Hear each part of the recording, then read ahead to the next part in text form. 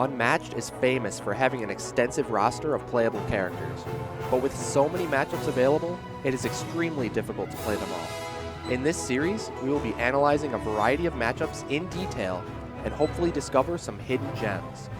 Join me as we explore the latest matchup of the month.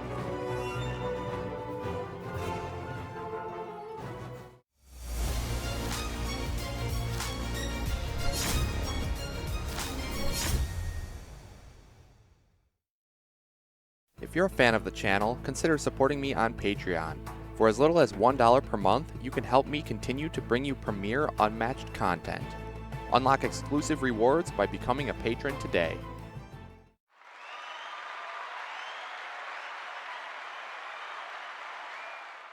What's up guys, Zero Skater here, and we're back for another matchup of the month. Now last episode was Robin Hood versus Invisible Man, so that was a super cool match because it was a throwback to the very first Summer of Legends tournament that I ended up winning. So if you missed that episode, make sure you go check that one out. But today I'm super excited because we are doing Houdini versus Yennenga. Now, as you know, I play against Unmatchad for this series, and Yennenga's my main, and Houdini is Chad's new main. So I'm super excited to face off against him in this matchup here. It's going to be really exciting, and I think it's a pretty even matchup overall, so anything can happen. So I can't wait to get into it. But as always, guys, be sure to attack the like button if you enjoy the video, and subscribe for more Unmatched content. And with that said, let's not wait any longer. We'll get on over and check out Houdini versus Yennenga.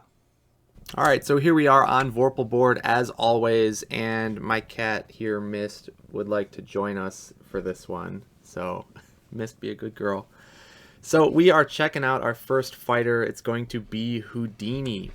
So, Houdini is a melee fighter, and he's only moved 2, but don't let that fool you because his ability, the Escape Artist, says when you take a maneuver action and boost, you may place Houdini in any space instead of moving. Now, Best still moves as normal, which is the sidekick, and they're both melee fighters. Houdini's got 14 health, Best has got 5, so a little bit weak, but the mobility is huge with this Escape Artist here, because essentially you get to turn any one of your boosted maneuvers into sort of a mist form effect, and just teleport anywhere you like. So things like Muldoon's traps don't really get in your way, or any kind of like sidekicks people use to block you off, like Medusa's Harpies or Muldoon's Engine Workers or anything like that. If they leave a pocket, a little opening, then you can just squeeze right in there with your ability and hit the hero, which is just insane. So it's really good offensively, but you can also use it defensively, of course, because you can get all the way across the map in a single boosted maneuver, regardless of the boost value of your card, and regardless of whether you're pinned or whatever the situation may be. So Houdini is very, very mobile, so that's a very strong ability there. Now, again, his stats are a little weak, but I think it's okay. His cards usually make up for that. So let's take a look at the deck real quick. So the first card being the Big Reveal. Now, this is pretty much everything in his deck here. This is where all of his power budget basically goes to. So it's a 2-value attack, and it says during combat you may boost this card twice. Then after combat you return one of the boosted cards back to your hand. So this card can get upwards of a 9 value in this deck, which is just an insanely strong attack. It's, you know, similar to a beast form almost, but you're only ditching 2 cards in order to pump it up that high, and you get one of those cards back. So essentially, as long as this isn't canceled, you get a massive value attack for only the cost of 2 cards. Kind of like, you can look at it like a second shot, right, from Medusa that bumps up to a 7 and it costs 2 cards. This can bump to a 9 and essentially cost 2 cards. But it's even better than that because, as you know, Houdini is all about his boost tricks, which are the additional effects he gets on his cards when he uses them to boost with. So when you use a boost trick with the Big Reveal, well, you get that effect then, and you get to return the card back to your hand for additional value later on in the game when you boost with that card yet again.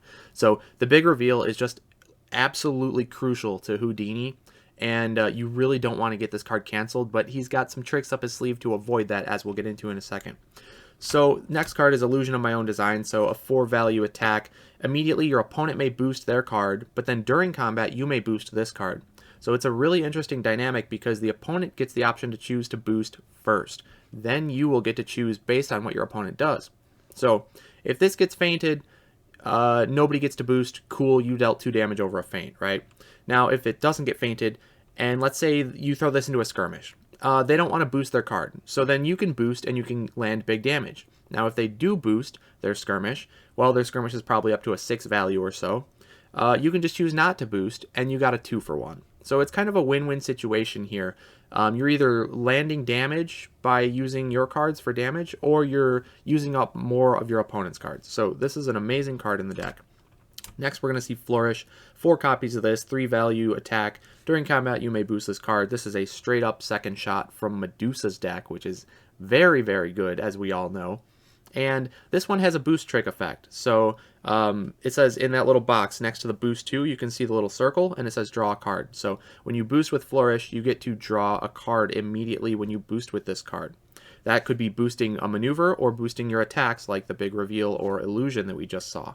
So having 4 copies of this is really good because you can either use them as damage output, which is what I think Houdini mostly wants to do with it, but also if you really need to dig for defenses in a certain matchup, like maybe against T-Rex, or you're digging for a certain card, like your lethal out, you know, your win condition, and you just win the game as soon as you draw it, so you want to cycle through your deck as fast as possible, you can use these to boost your maneuvers just to speed through your card draw.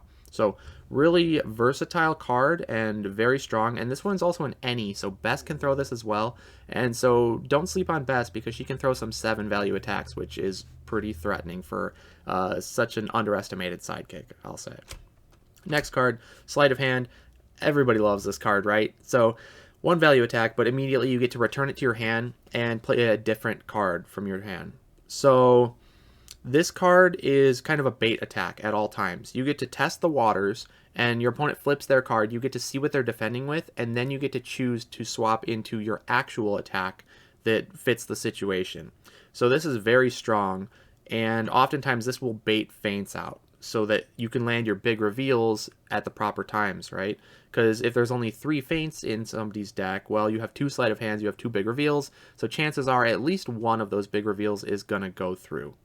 But Sleight of Hand is so good because if they defend with anything low value, then you swap into one of your boost cards and you punish them big time for their low value defense.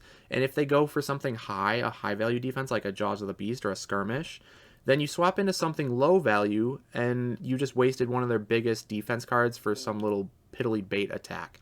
So Sleight of Hand is amazing. It also has the boost trick effect of drawing a card, so again you can cycle, and this is a 3 value boost, which there's a limited number of these high value boosts in this deck, so that's really important as well. So the next card is for my next trick. We've seen this in Bullseye's deck. 2 value attack. After combat, move one of your fighters up to 1 space, draw a card, gain an action. This card does it all. It's just amazing in this deck. It helps you chain together some ridiculous combos. This is a perfect card to swap into with Sleight of Hand. When they throw that big value defense, you swap it into for my next trick, and no harm, no foul, right? Because you get another action and another card to replace this, and you can just throw another attack with that Sleight of Hand yet again, and then maybe this time they don't have any big defenses, so you get to punish them with your big reveal. So this card's amazing. Also interesting to note that it's move one of your fighters up to 1 space. So sometimes you can surprise people by moving the fighter who didn't use this to attack, but moving another one that's maybe across the board into maybe a favorable position or ready to attack. So that's pretty good. This card's great overall. Only 2 copies is a little sad. Wish he had 3, but what are you going to do? So next card is Grand Escape, 2 value blue. During combat you can boost this card, so a defense that you can boost this time, and after combat, if you won the combat, you get to place your fighter in any space. So this is great for breaking up combos. If they throw a little bait attack in the combo to try and just waste some of your defense cards, well, you don't even likely have to boost this, and you get to warp away and break that combo chain.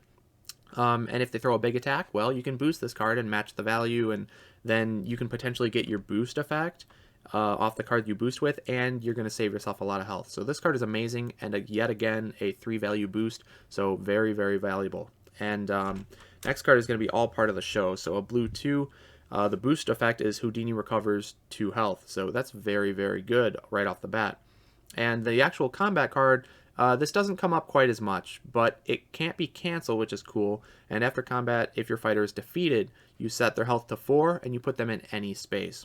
Now this even works if Houdini is defeated, so the game doesn't end. This card, if you defend with it, it will save you from all combats unless, of course, you die to the after combat effect of your opponent, some kind of auto damage.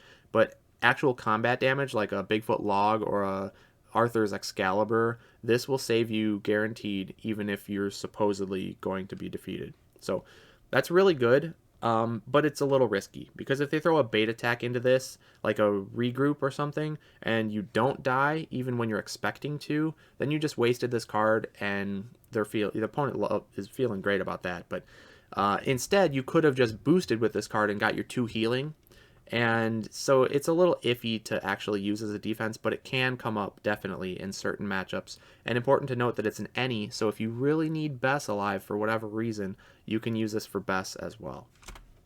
Next card going to be Misdirection. This is his feint. So the combat card is just a straight up regular feint, but it has the boost effect of dealing 2 damage to any fighter, and that's any fighter across the whole map. So this card is just insane. If you don't use this as a feint, it's 6 auto damage that you get to target, which is more than even Invisible Man can do from across the map. And that's just crazy. And you can use this card with the big reveal to even cycle it back to your hand for more auto damage. So you can get upwards of 10 auto damage in this deck, which is just crazy. The next card is going to be Vanishing Act. This is one of the lesser cards in the deck, kind of the regroup of the deck, I would say, but it's still quite good because it's a 2-value versatile. After combat, choose one of the 2 fighters in the combat, move them up to 3 spaces, and they can move through their opposing fighters even. So that means if you have Houdini and then there's a space open and then there's Bess, and you attack somebody with this, you can move the opponent through Houdini or Bess and into that little pocket and set up a pin scenario if you wanted to. Or you can just move yourself through your opponents so that if you get pinned in, well, this will let you escape and you can break combo chains. So this card is just really, really good. It can also get people off of spaces that they're trying to camp on for whatever reason, like on maybe Hell's Kitchen, the item tokens, or Baskerville Manor, if they're camping in that little corner that you can't get to them. Well, Vanishing Act is kind of like a rending shot from Muldoon's deck in that case, and you can move people away. So Vanishing Act is just really, really versatile. It's quite good, surprisingly. Next card going to be Smoke and Mirrors. So immediately Houdini and Bess may swap spaces. If they do, the other fighter is now in the combat. So this is essentially a under Achilles' helm for the deck, as long as Bess is alive. And that is super, super strong because it's a 3 value instead of a 2. And it's also a versatile, so sometimes that can actually come into play by attacking with this and swapping in. Like, let's say Bess attacks with it, swap into Houdini, and Houdini's attacks are much more devastating, so you can get a big punish potentially. But normally you're going to use this on defense. It's an amazing defense. It'll save you against something like Dracula's Beast form or Bigfoot Log, by swapping into Bess and letting Bess take the hit instead of Houdini. So this card is just really, really good. Then we're going to see And the Beautiful Bess. Now this is a really weird card because you oftentimes don't want to use it as an actual combat card because it's a Bess only, for one thing. And it has no actual combat effect. It's just a literal blank 3. But it does have some text which says if you discard this card as a result of the opponent's card effect, you draw 1 card. Now this is super important in the Genie matchup because you can ditch this if they make you discard for wishes, and you can just have it replace itself with another card in your hand so that you can hope to draw into more defenses. And this can come up into other matchups too, like against Yennenga or Medusa or anybody really that has discard effects. This card is great for keeping up your hand advantage. But it also has a really, really good boost effect where if it's your turn, you gain an action. So that lets you string together some ridiculous combos. Now you can maneuver as your first action, boost with this card, warp anywhere across the map, and then you gain an action and you're adjacent to your opponent with 2 actions still. So it literally turns your maneuver into a mist form with this, which is just insane. And you can also, of course, use this with the big reveal to boost with it, gain an action, get this back, and just chain a bunch of attacks in a single turn for a devastating combo. So this is one of those cards, just like For My Next Trick, that you always have to be concerned about when you're going up against Houdini because his burst potential is through the roof. And speaking of burst potential, Set the Stage is the next card, and this is really what facilitates everything. So the actual card effect just says draw 3 cards, then put a card in your hand on top of your deck. And it's a Bess only, so if Bess is dead, you cannot use this as an actual card, but nobody really does that anyways. Now, I could see a niche scenario where you're desperate for defense against maybe T-Rex or something, and you absolutely need the cards, you can use this, right? It's going to net you a +2 because you're going to draw 3, put 1 back on top, so it's like drawing 2, but you got to see 3 of them and pick the best of the 2. So you play 1 card, you draw 2 decently good cards since you get that choice. So, I mean, that's okay. But really, the boost effect says look at an opponent's hand, choose a card for them to discard. So that's just absolutely ridiculous. It's a eliminate the impossible from Sherlock or a Giles Insight built into the boost effect. So what Houdini likes to do is build up a huge hand of a lot of offensive power. He'll maneuver and boost with set the stage, look at the opponent's hand, rip out their best defense, whether it be a feint or just some big value, or maybe some combo breaker like a stallion charge or a skirmish, right? And then he knows that he's going to be able to combo off or hit big. So then you just wail on him with big reveal, and it's just absolutely devastating. Set the Stage is one of the best cards in the entire game, and it's just crazy what you can do with this card. So you're always going to have to watch your hand count, watch your defense count, because even if you have 1 defense in hand, you're not necessarily safe because Set the Stage can just rip it out of the hand, and then you get smacked for a 9 undefended. You'll lose the game from there. So you got to really be careful of this card here. And we'll move on to the last card. Magician never reveals his secrets. So you get to draw 2 cards and gain an action if you play this card. Now that's pretty good because you're going to +1 card essentially because you play 1 card. So you spend 1, you draw 2, so you go +1 on the cards, but you get to cycle into new cards and gain an action. So it can be good if you're trying to really keep up pressure and like hand advantage and tempo. But honestly, that's the lesser used effect because it's a 4 value boost. And that's the only 4 value boost in this deck, and that is what lets Big Reveal get up to a 9, or Flourish get up to a 7, for example. So the damage output that this card can provide just from its high boost value is just crazy. It's super, super good, very valuable. But also in certain matchups, this card says if an effect would let an opponent look at your hand, you may reveal this card and cancel that effect. And that is so good in certain matchups. This card single-handedly wins you the Electra matchup because they can't use Mesmerize once Electra resurrects. And so that means she can't rip your hand apart. She can't do that fist combo reliably because she can't just rip away your defenses. So this card is just insane. It's also really good against Wukong. Wukong can't use Fiery Eyes if you have this card. Alice can't use Snicker Snack. Genie can't use Sultans, which is a huge one as well. You know, you run into that one a lot if you play the 2 fighters from the box set together. And it's just, it comes up in only certain matchups, but in the matchups where it comes up, it's so, so good. Dracula 2 is a huge one because you can negate Do My Bidding, which can win you the matchup, honestly. So this card is super strong. If you're going up against a fighter that does look at your hand and has those effects, you probably want to hold on to this for as long as possible so you can reveal it and negate those effects.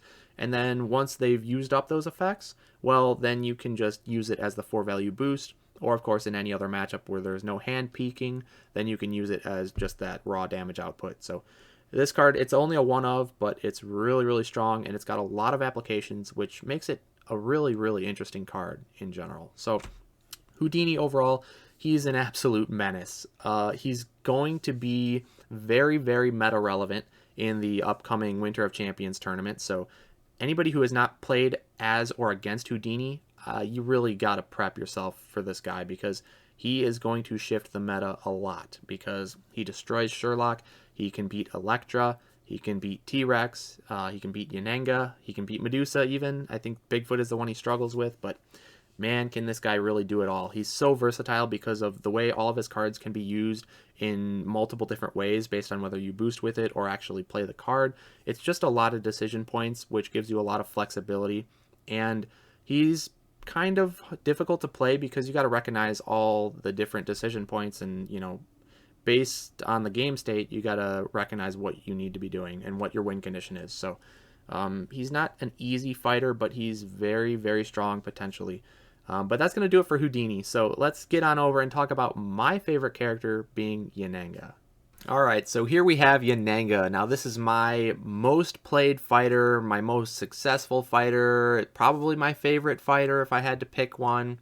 and you guys all know that already, but let's talk about Yennenga. So she is a ranged character here with ranged sidekicks being the archers. Now Yen starts with 15 health, and the archers, there's multiple of them. You get 2 of them, but they have 2 health instead of 1, which is very unique, and it's an aspect that I absolutely love about Yennenga, because you can more reliably defend your archers and have them survive. Even if they take a single point of damage, they will still live, and there's still bodies on the board for map coverage and defensive blocking and all that good stuff. So I just love that, and I would like to see more multi-health, multi-sidekicks in the future. But her ability, of course, says if you would take damage, you may assign any amount of that damage to 1 or more archers in Yen's zone instead.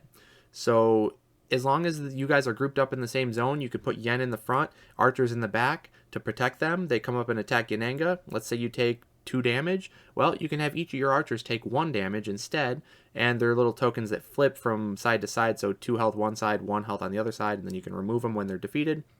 So that's a little nifty thing, but yeah, you can just assign the damage off and keep Yen healthy and safe. So then after that, you can put the archers in front and use them to body block once they've gotten down to 1 health, and they've already saved Yen some health. Now they can also defend and save her even more and make the opponent waste more cards to get through them. So really, really good value there, and I just love the map coverage that they can provide when you have 2 of them and Yennenga and all are ranged. So the double ranged combination is really, really strong. We've only really seen that with Muldoon in the past, and we all know how powerful that can be. So Yennenga is just an amazing fighter, but let's get into the deck. So I'm sure you've all seen this already, but Rain of Arrows, it is the bonus attack. So Battle of Legends Volume 2 had the bonus attack mechanic where as long as this is not canceled, the after combat here, that little red arrow symbol says volley, means it triggers the second attack, which is the volley, which is that lower half of the card text there. It's just a 3 value blank attack in this case, but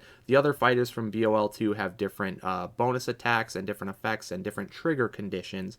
But with Yen, it's plain and simple. It's a 3 that goes into another 3 as long as it is not canceled. So this is a really powerful attack. It can waste 2 defenses out of the opponent or potentially deal upwards of 6 damage in a single card. So that's very, very strong.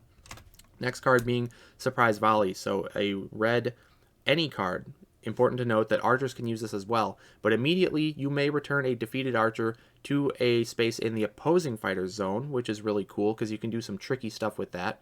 But if you do, the archer is now the attacker. And so that's really interesting as well, because you can, say, attack into Little Red, who plays, let's say, What Big Mouth You Have, or Once Upon a Time, either of which will deal 3 auto damage to the attacker. But Yennenga attacked, but now you actually use Surprise Volley into it, so now it's actually the archer attacking, and the archer only has 2 health, so you essentially mitigate 1 point of that damage that you would have taken because the archer is the new attacker. And also things like Skirmish that would move the attacking fighter, well, they can't move Yen anymore because it's the archer attacking. And so that is just really, really important to note. And it's a neat little thing to keep in mind. But also, if you don't choose to reborn the archer, then you will gain an action. Now, that's really good for comboing if you need to. So, as you can see, both of these red cards in combination can string together a devastating flurry of attacks. And we'll see even further on with her scheme, Yen is potentially a combo monster. So, you gotta always be a little bit weary of that when you're going up against her. Then we'll see shield formation. So this is the other way to potentially return a defeated archer, because it's a 3 value block that says immediately your opponent may discard a card, and if they do not, you return a defeated archer in Yen's zone. So it's kind of like a Hiss and Slither from Medusa, where you're most likely just forcing a discard out of your opponent, and they get to choose which card they discard, so it's not like amazing. But again, Hiss and Slither is an amazing card, and Shield Formation is comparable, so it's pretty good.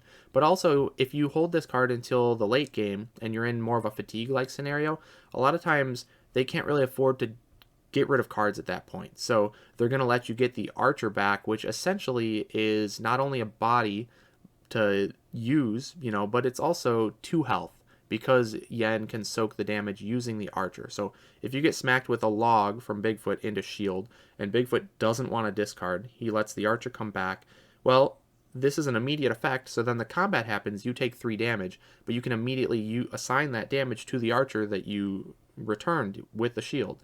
and to soak up 2 of the damage, and Yen will only take 1 from a log, which is just crazy. So Shield Formation is a really, really powerful card. Now, Stallion Charge, another really powerful card. So 3 value versatile. After combat, move Yen up to 5 spaces. She can move through opposing fighters and deal 1 damage to every fighter she moved through.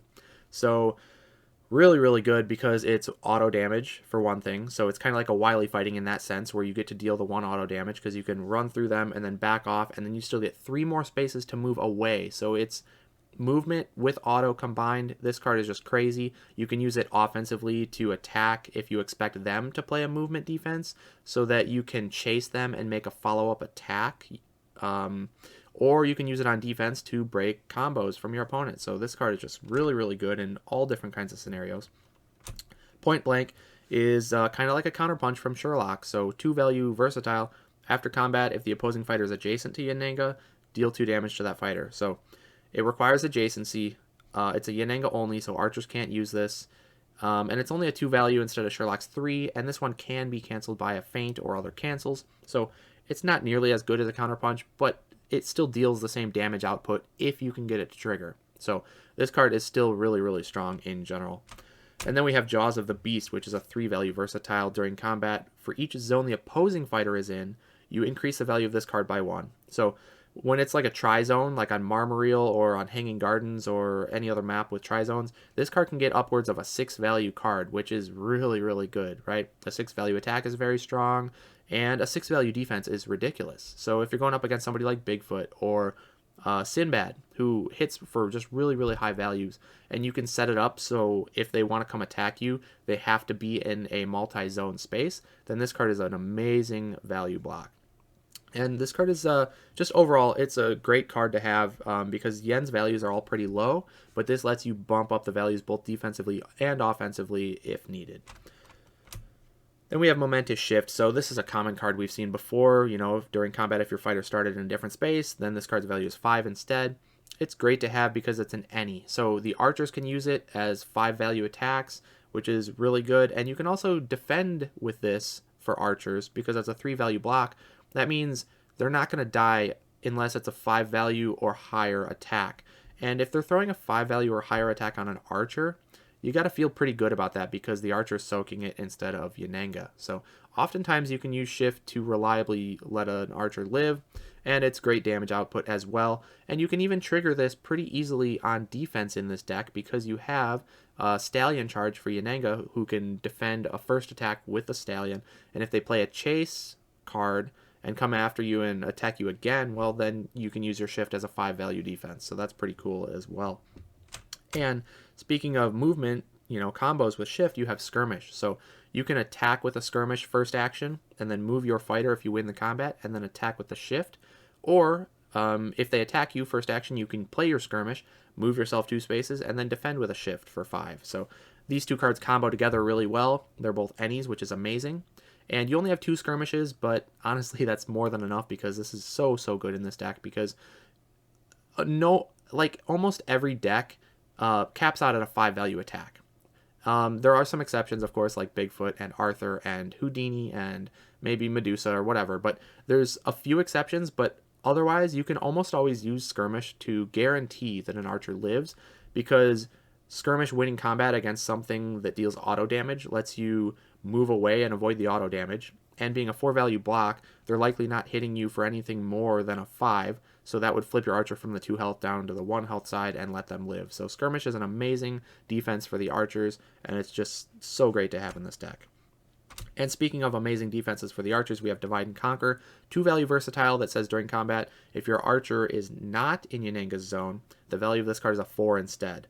So this is really interesting because the Yennenga player has to play very carefully on whether or not they want their archers in Yennenga's zone to be able to disperse the damage dealt to Yennenga, or out of Yennenga's zone so that maybe you have more map coverage if you're trying to put the pressure on your opponent and attack them, and also Divide and Conquer, which lets the archers attack with a 4 value card, but also defend with a 4 value card. I think that's the more important aspect of this here.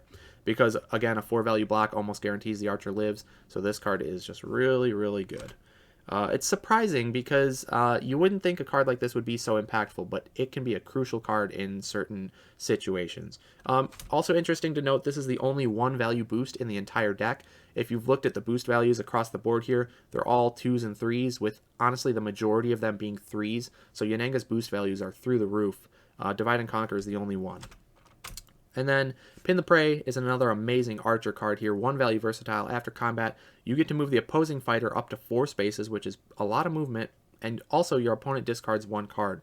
So the discard is so strong. There's so many cards in this deck that the opponent wants to feint, but you can't feint them all. And so Pin the Prey is just a great value card. It's also good for if they come up and attack and they want to kill an archer, and you know your archer is probably going to die anyways. Well, you can defend with Pin the Prey, which will let you move the opposing fighter into, let's say, Yennenga's zone, and they have to discard a card. So they used a card to attack the archer. They have to discard a card because of Pin the Prey, and now they're starting in Yennenga's zone, ready for Yennenga to combo off and attack them. So it's a great setup card. It's also great to move the opponent off of a space they're trying to camp on, as we talked about before with Houdini's Vanishing Act. So Pin the Prey it pretty much does it all, other than deal damage, of course, but it's such a good bait attack. So this card's amazing in general. Master of the Hunt, simple scheme, gain 2 actions. So this is potentially really powerful. When I talked about the combo chains earlier with Rain of Arrows and Surprise Volley, Master of the Hunt can really just pile on the pressure here. Because if you, let's say, maneuver and then you get into somebody's zone and then you play Master of the Hunt, now you gain 2 actions, which means you essentially reset your turn. So you're back to 2 actions, and it's like you started in their zone ready to combo off. And so this can make a flurry of attacks really easy and threatening for the opponent. They always got to wonder, well, does she have Master of the Hunt? Is she going to, combo off here? So you got to manage your defense as well if you're the opponent because of cards like this. But also you can use this kind of defensively in the sense that it can give you an additional maneuver. Now that's suboptimal because really all you're doing is trading Master of the Hunt for a different card from your deck, which is depleting your deck faster in terms of exhaustion. But if you're against somebody like T-Rex, maybe you need to dig for your defenses, and having that option is quite good. And it is a little bit better than just purely cycling for a different card, because you also get the additional 2 spaces of movement because you maneuvered. So Master of the Hunt, it's a really versatile card, and it's really fun to try and figure out how to best utilize this card in a given matchup or a certain game state. And then One with the Land, the last card in the deck, another scheme. So move each of your fighters up to 2 spaces. Each of your fighters recovers 1 health, and then you draw a card. So this is essentially a non-boostable maneuver that heals each of your fighters 1 health. So it doesn't seem that impressive on paper, but if you think about the application of Yennenga's ability and what might happen in a game, is that if Yennenga can take a hit early on, maybe undefended, and she takes 3 or more damage from that hit, and is able to disperse the damage 1 to her, 1 to each archer, then One with the Land essentially becomes a 3 heal scheme, and that's really strong. Most healing schemes we've seen in this game are 2 health recovery, like Baptism of Blood from Drac, or Calming Research from Jekyll. So the standard heal value is 2, and 3 is just so good. That's so much healing. And Yennenga's already tanky as is, and if you pull off massive healing with One with the Land like that, it just is really hard for the opponent to actually finish you off in the long run. So this card's really good in certain scenarios, but even using it for a single maneuver and healing 1 point of damage on only Yennenga, I mean, it's fine, right? You can do that, or you can just hold on to it as a boost if you need to in order to reach the opponent, get in their zone for an attack, or if they have discard effects, like if you're against Genie or Medusa, you might want to ditch this as one of the discards because it's not a combat card, so you don't absolutely need it, to win the game. So it's a great option to have. But overall, that's Yennenga. What I love about her most is that she's so versatile. Like, she can do everything. She has discards, she has healing, she has combo, she has multi-sidekicks, so she can body block, she has auto damage. She can really just do everything. She can play aggressive if she needs to. She can play the long game, fatigue. She doesn't really have much of any draw power, which is a weakness. It's kind of a blessing and a curse, because it's good for the long fatigue value game, but it's also bad because you might be pressured by the opponent and you can run out of defenses. But she has so many versatiles in her deck that you're so unlikely to run out of defense. And that's another thing I love, is she's so dang consistent, because if you look at the deck spread here, almost every card is a 3-copy card.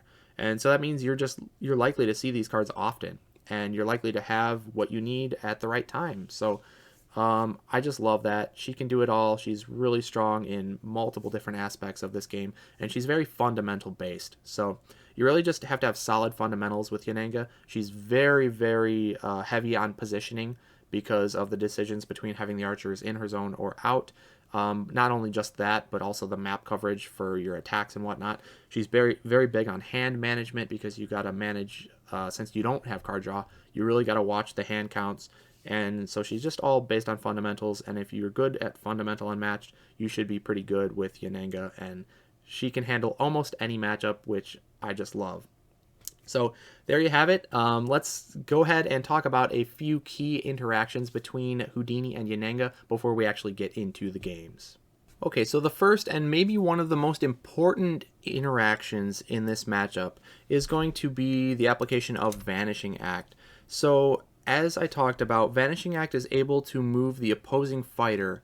So if Yennenga attacks with Rain of Arrows, and then Houdini can play any defense, or he can choose to take it undefended. It really doesn't matter. The crucial part is that that second part of this bonus attack, the volley, is going to trigger, and it's essentially like playing an attack face up, and your opponent gets to react however they please to that attack. So that's a little bit of a downside to the double attacks, but so when Houdini sees the volley coming at him, he can throw out the Vanishing Act, and what he can do is pull Yennenga out of the archer's zone into a separate zone, and then he can follow up and really punish Yennenga. So he can catch her by surprise if she's sitting there calculating her health total and incorporating the archer health into that total when making her plays. Well, she might get punished by Vanishing Act, pulling her out of the archer's zone unexpectedly. So you really got to just be careful about that, because it can lose you a game easy. Because of the explosiveness of Houdini, you don't want to be separated from your archers unless it's on your own terms. So Vanishing Act into Rain of Arrows is definitely a threat that Yennenga has to watch out for. But on the flip side, Vanishing Act into Surprise Volley is a different story, because maybe Houdini wants to play the Vanishing Act and pull Yen out of the archer's zone and into a separate zone, like I said, but it's Surprise Volley, which makes the newly returned archer the actual attacker. So then Houdini could only move that archer into a separate zone, which, yeah, that takes away essentially 2 of Yen's potential health. But if Yen is already in the zone with another archer when she makes the attack, and Houdini's expecting to get Yen into a zone with no archers, well, she's still going to be in the zone with that single archer that was already there, because the new one is going to be the one who gets moved. So it's a toss-up, right? But what Houdini can do, really, is just hold the Vanishing Act until he sees the Rain of Arrows used, because then he can just throw the Vanishing Act on the second part of the bonus attack and guarantee that it works the way he wants it to. Now, of course, that has to be Yennenga's second attack, right? Her last action attack needs to be the Rain of Arrows. So Yennenga just has to be careful of that being a possibility if she's getting to a lower health total. And then the next thing I want to point out is the interaction between Shield Formation and Pin the Prey with And the Beautiful Bess. So both Shield and Pin the Prey, as we talked about, have discard effects, but both of them allow your opponent to choose which card they are discarding. So Beautiful Bess can be discarded to either of those and draw itself a new card. So that's really good if you're worried about Yennenga comboing off on you and punishing your low hand size or pushing the tempo game because she has hand advantage. So this is great for keeping up with that, but the downside is that you are then trading your combo potential to stave off Yen's combo potential in a way, because then you don't get to use this as a boost, which you really got to gauge the game state and determine whether or not that's the right call. Because if you're playing more defensively and you are worried about survival, well then yeah, you probably want to use Beautiful Bess to discard and replace itself to keep up that hand advantage so you have proper defenses to survive.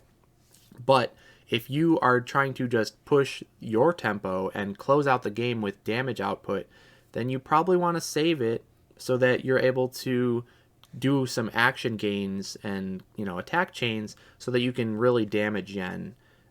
So it's really interesting, and I think in general Houdini needs to be the aggressor, so you might want to save it, but I think you could use at least one of these to discard to keep up that hand advantage in the early game, because also you need cards in hand in order to really put on pressure, because a lot of your attacks are boost effects, and you're really not doing much damage if you're not boosting, and that's costing you extra cards. So it's give or take. You really got to just gauge the game state, but this interaction is definitely something to look out for. And then another interaction with these discard effects is going to be with Houdini's boost attacks. Most notably, of course, the big reveal. So the big reveal says during combat you may boost this card twice. Now that's an all or nothing effect. You either boost it with 2 cards or you cannot boost it at all. So if for whatever reason you're at a really low hand count and you attack with the big reveal with only 2 other cards in your hand and you run into a shield formation, because of the timing of shield being immediately, you won't be able to boost your big reveal at all if you discard to the shield. So then you're almost forced to let Yennenga reborn an archer, and that's going to soak 2 of the damage, which is just really brutal, because then it's almost like Yen played a 5 value defense, right, into your big reveal, which is not necessarily what you want to see. So you got to be really careful of that if you're at a low hand count.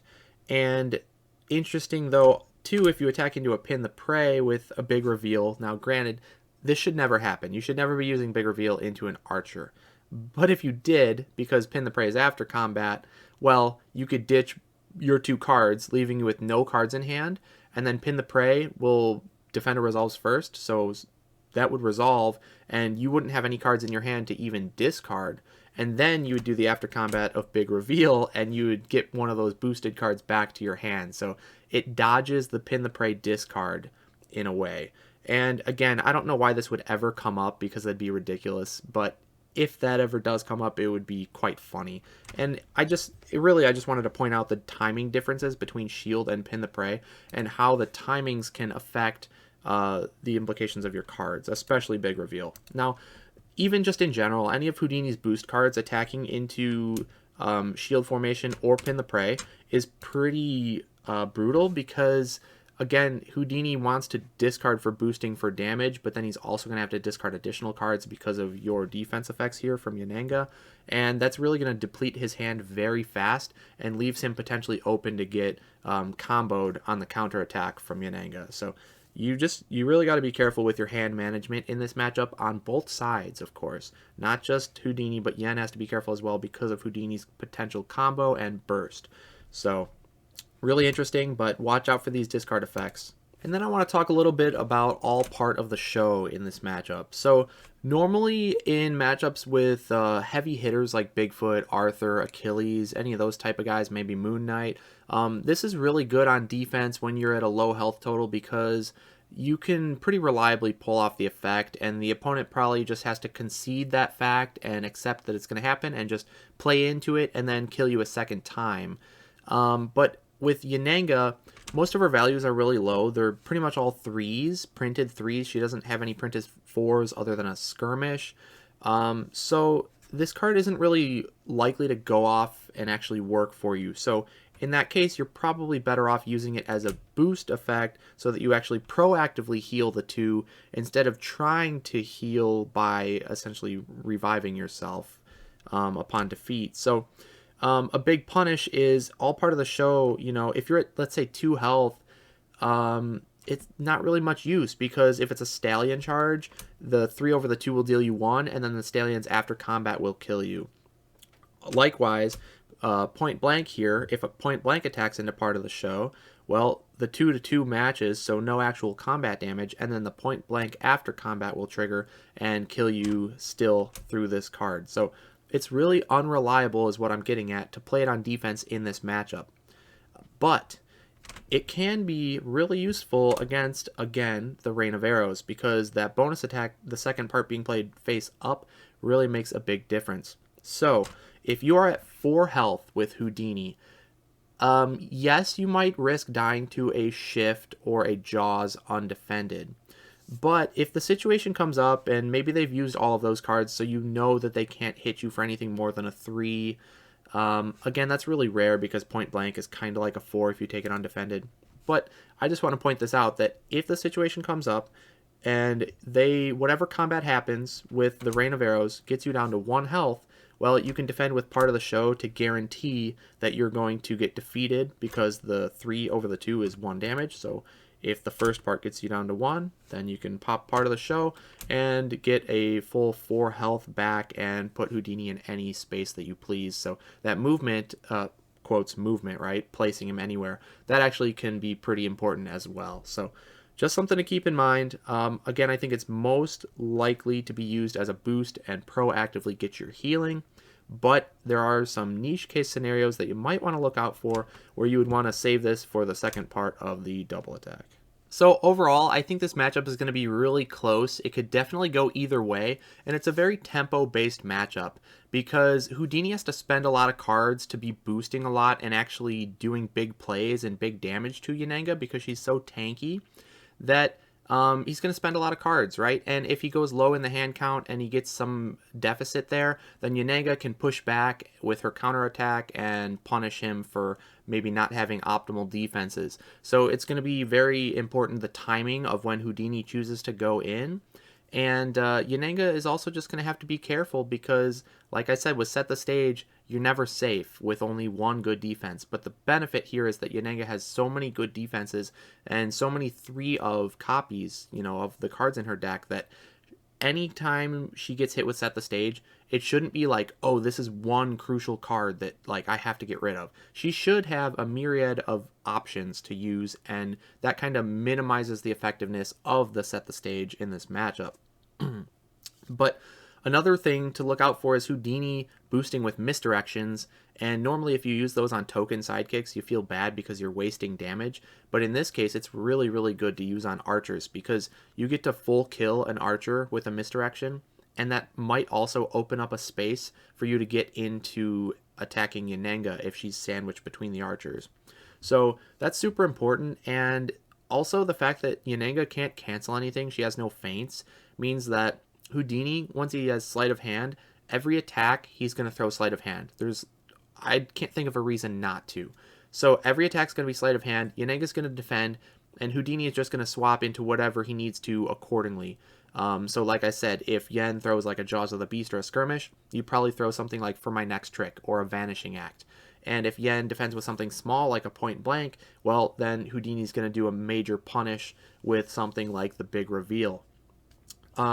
Again, though, it's going to be tough to eat through all of Yen's health because Yen is so tanky. She's got the archers, and you can look at oftentimes misdirection as like you either cancel or you deal damage, right?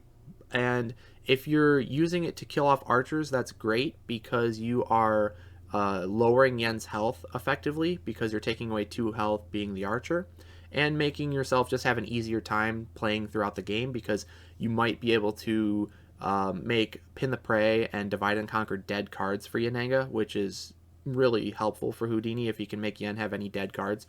But then you don't have those misdirections, those feints, to defend against Yen's surprise volleys or the double attacks, right? So Yen has a lot of stuff you want to feint, and if you're using your misdirections to kill off archers, then you don't have feints. And so Yennenga having 3 surprise volleys, and she starts with 2 archers.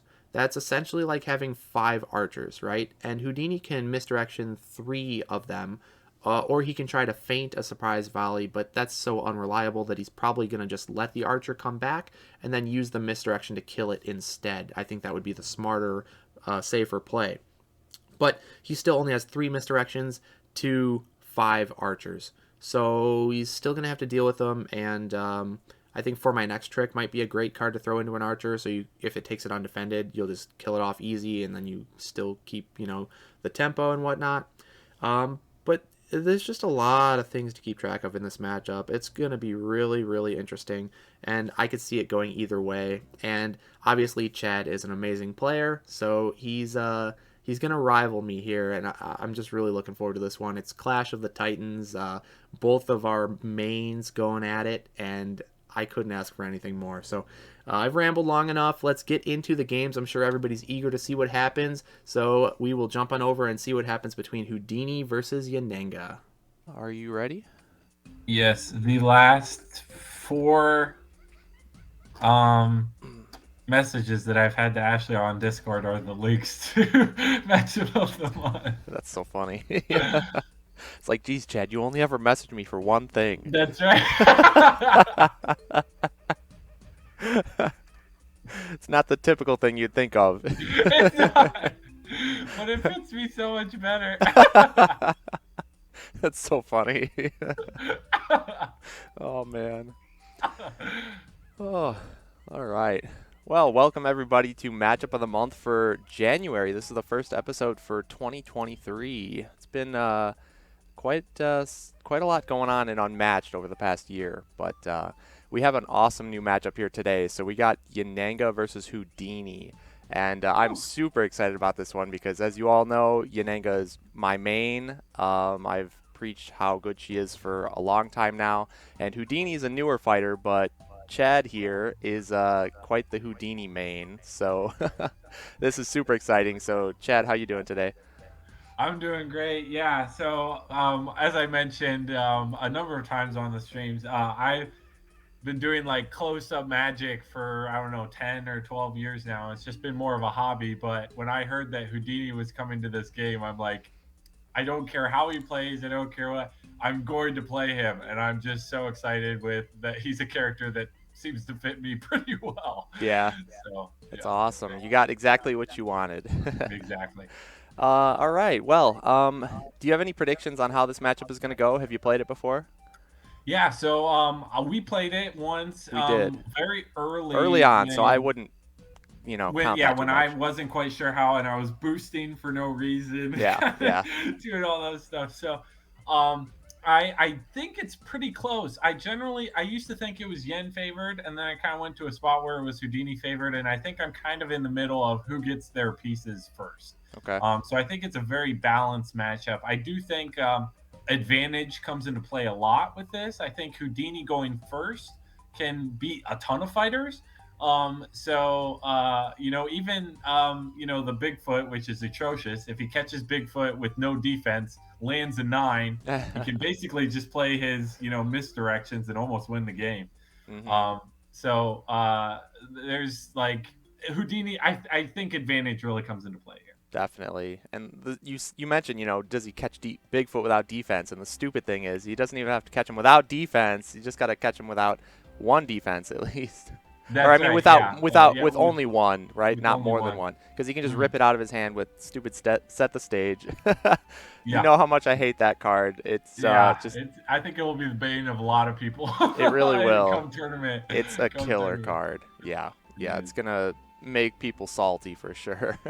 Yeah. I would argue it's one of the best cards in the game. Yeah, Just because of when he can use it, right? He can use it when boosting there, or I've used it in Grand Reveal too, right before my turn. So I get yeah. to peek at their hand, and then I can boost that next turn if I needed to run away or whatever with the action gain if I need to, or more likely I'm already just there adjacent to them, and I get a double attack knowing hand knowledge versus just the one. Right. And a lot of people just compare it to Eliminate the Impossible from Sherlock, but it's so much more than just that because it's attached to a maneuver, and a Mhm. maneuver that can teleport you across the whole map. So you really can't hide from him, and he can just pop it down whenever. And if he sees like a vulnerable spot, and it just takes huge advantage with those big hits, like the big reveal hitting upwards of a 9. So that's just crazy. Yeah. And as you mentioned, Sherlock can only punish for a 5. That's his biggest punish if he plays those two cards and he's adjacent to you, right? And he can Yeah.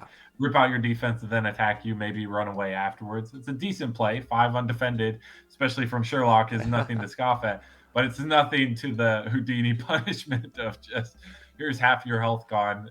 Now you got to play catch up. Right. And a catch-up game where he has 6 more auto damage where he can just throw it out when as soon as he draws it even. He doesn't even have to wait, right? Like if you're at 2 health against Houdini and he's digging for the last misdirection, as soon as he finds it, you don't even get that last turn, when he finally draws it, he just pitches it right away for that maneuver and that it's over. So, Yeah, it can be absolutely. pretty brutal. But Yeah. I'm excited to do this one. We'll see how it goes. Obviously, Yennenga, the big one from the past at least. We'll see if she can hold up to Houdini here, the up and coming menace. That's right. So, All right. Well, what about maps? What are you thinking in terms of maps? Let me load them in here.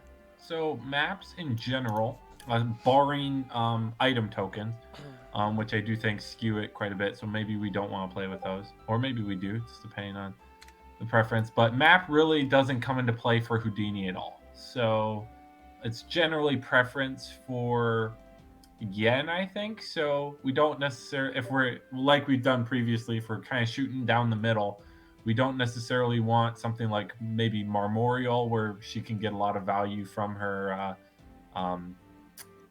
Jaws of the Beast. Yeah. But we don't want something like Hanging Gardens, where Houdini can often get the high ground, at least at the very beginning or later on. But Yen can also get high ground there, which messes up the math too. So Hanging Gardens is pretty neutral, especially if Yen gets to go first. But Sure. Trying to think of something we haven't done yet. Have we done T-Rex paddock? something we haven't done. I love Rex Paddock. I know you do. So I'd be surprised if we didn't do it, but I can't think of one. I think we did Yukon for Bullseye. We did Sunnydale for Sherlock. We did Soho for Moon Knight Alice. And then it was... Last one was Hanging Gardens. Hanging Gardens? Or sorry, not the last one. Marmorial was the last one with Was This one was Medusa. Electra. Yeah, we could do it. All right, cool. Let's do Rex Paddock. Your Nice. favorite. Okay. I love this map. Main reason, no 3 zonage. Yeah, that's not good for me. No, main reason is just because I love it. I don't really have a justification. It's just a map I'm very comfortable on. Yeah, that's okay. It is an interesting map, though, because the starting spaces are so far apart, so you can't really go aggressive as player 1 right off the bat. But Unless once you you're get Houdini. into the game, it's a very close quarters map, so It's true. it's very I do interesting. like it, and as we highlighted in my grand finals, this would be like a perfect take for like Alice into like someone like Raptors, where they can't generally get to you turn 1, so you kind of get breathing room, but then they're not allowed to run away. Mm-hmm. So Very interesting, too, because Houdini isn't held back by that distance, right? If he wants to boost in turn 1 with set the stage like he often does, it doesn't matter. So he probably loves this map. Yeah. Oh, he does. He does. All right. I assume I'll play Yen first and you'll play Houdini first. So Sounds good. Yeah.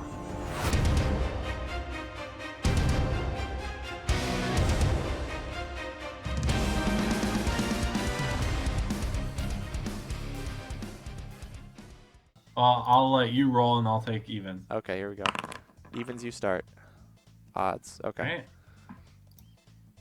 That's pretty good, I think.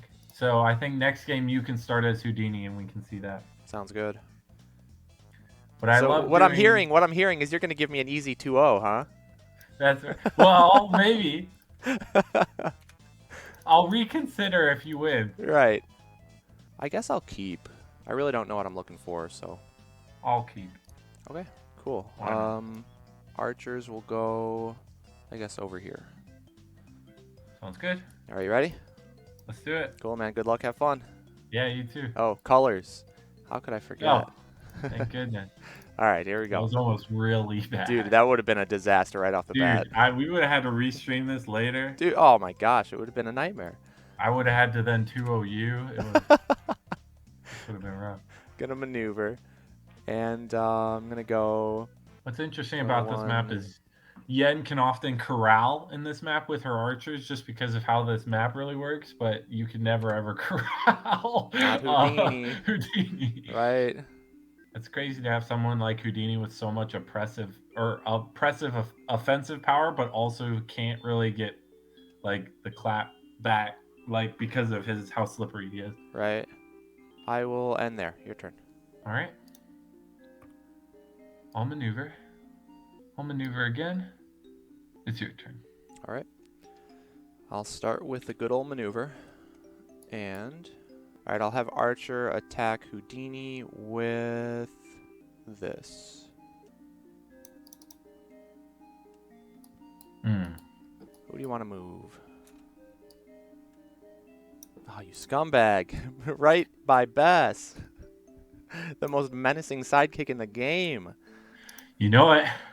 Okay, and then I get to move Houdini. That will be, let's see, up to 4. Kind of like where he's at, so I'll just keep you there and you can discard.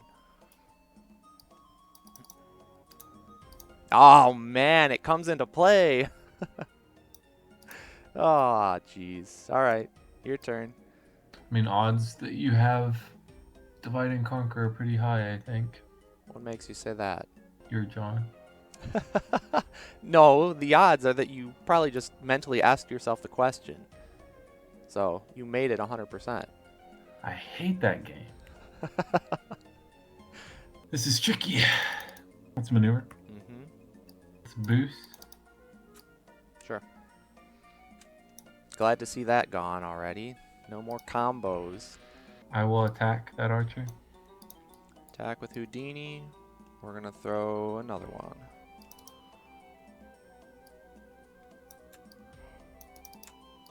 Awesome, a flourish on an archer. No boost though, right? Mm-hmm. Okay, that's a little sad. Archer will die. I will move you. I was wondering if you had it, because I was thinking about keeping it, but I'd prefer to have an extra action to run away from this garbage. I'll move you right there, and then you can discard. Unfortunately, I'll ditch one of these. Cool. All right, and it's my turn. Nope, I have an extra action. Oh, I forgot. Dang it. I'll maneuver. Question is, do I boost? If I do, I force you to boost. All right, you're up. All right, let's start with a maneuver. Have Yen attack Houdini. Take it. Taking it. Nice. So we'll go 1, 2, 3, 4, 5. Yep, go ahead. Maneuver. Maneuver again. And I'm good there. All right. I will maneuver. Archer attack Bass. That's all take it.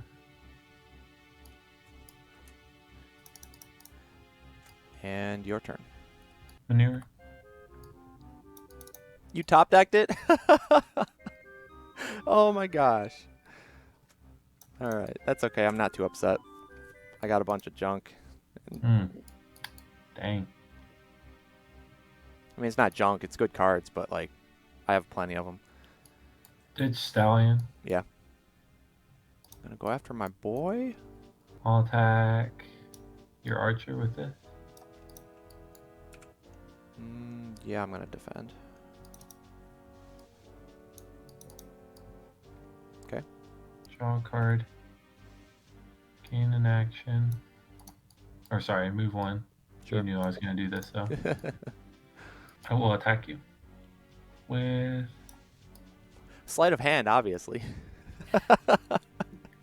Yeah, I guess I don't need to shuffle it up, right? You know, Yeah, you have no feints. There's yeah. no reason for me to... The only reason would be like, well, yeah, I don't have any feints, so there's literally no reason. Nope. You just played for my next trick. I mean, what are the chances you have another one? You might have a Vanishing Act, but that's fine. Smoke and Mirrors, that works, yep. Let's do a maneuver. I'll maneuver again. Your turn. Maneuver. We'll boost with this. Okay. Let's attack. So we'll see if you want to... Yep. So we got, what, an 8? Mm-hmm. Okay, so I'll take 5. And you got back the Sleight of Hand. Yep. And I'll go 1... And then it's my turn? Mm-hmm. Alright, I will maneuver. I'll maneuver again. I'm good there. Your turn. Maneuver. Maneuver again. Kill the archer. Okay. So this is 4-way. This would only be 3, and you don't have to be adjacent to me. This one's 4, but to go here, but that's just a normal maneuver for me. Yep, so. much better. Yep. Okay. But you do have one with the land, which is fine. Maneuver. You have one more. Set the stage. I'm going to Master of the Hunt. Okay. And I'm going to maneuver again. Go 1, 2. And I will attack.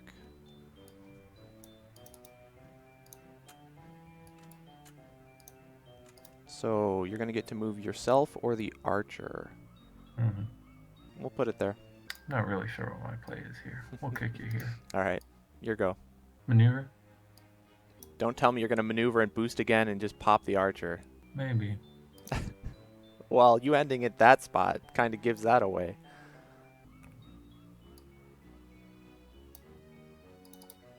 Yep. Archer? Or Jan? That's what I'm trying to figure out. You're keeping me at the perfect hand size because I'd prefer to save that until I'm using it for movement to get next to you and I kill the archer and use that to warp. Yep. But I'm not sitting at where I want. I'm not drawing the stuff I want to draw either. Yeah, that's a good thing for Yen. Everything is goodness. It's all just consistent, good cards. I'm very happy that I got so much value out of the archer cards before you just killed them all and made it difficult. These early was really nice. I had both in my opening hand. That's why I kept. Let's do it to Yen. Sure. And then it's my... Well, you get to warp. I think I have everything covered, though. My turn? Yep. Alrighty. Do a maneuver. I think it's just unfortunate that I was able to get rid of all of your stallion charges, but have no more of my action gains left. I mean, no more of these action gains left. These aren't good in because skirmish. Which one? This For my one. next trick? Yeah, because you only get the one space in skirmishes, too. Do I want to chase after you here? Probably not. Like, you're at 7 cards, so... You're going to have to boost, and the only thing I'm really worried about you boosting with anymore is misdirection. I guess you got once at the stage, but not a big deal. So I'll go 1, 2 with that maneuver. I'll go 1, 2. That makes you have to boost. I got every zone covered. Oh, I don't have the green covered, but I'll pop a 1 with the land. We'll just heal the 1. It's fine. I'll go here. I have every zone covered. You have to boost. If you want to hit the archer, you end in Yen's zone. So I got all boxes checked. So that's good. I'll draw and you can go. Okay. Maneuver. Boost with... I'll attack. Throw skirmish. We'll hit you for 2. Boosting with the slight. And you're up to a 6, so I'll take 2, so 1 here and 1 here. I'll attack.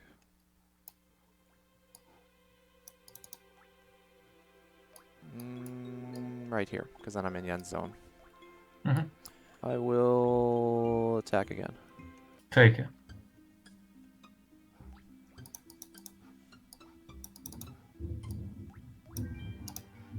Ooh, I didn't think about that. That was a liability then.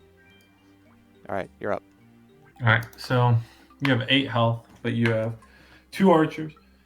You have 1 more recursion, or is that your last one? 1 more. Yeah, you have 1 more. You have a lot of auto damage you're sitting on. I feel like I'm going to play this.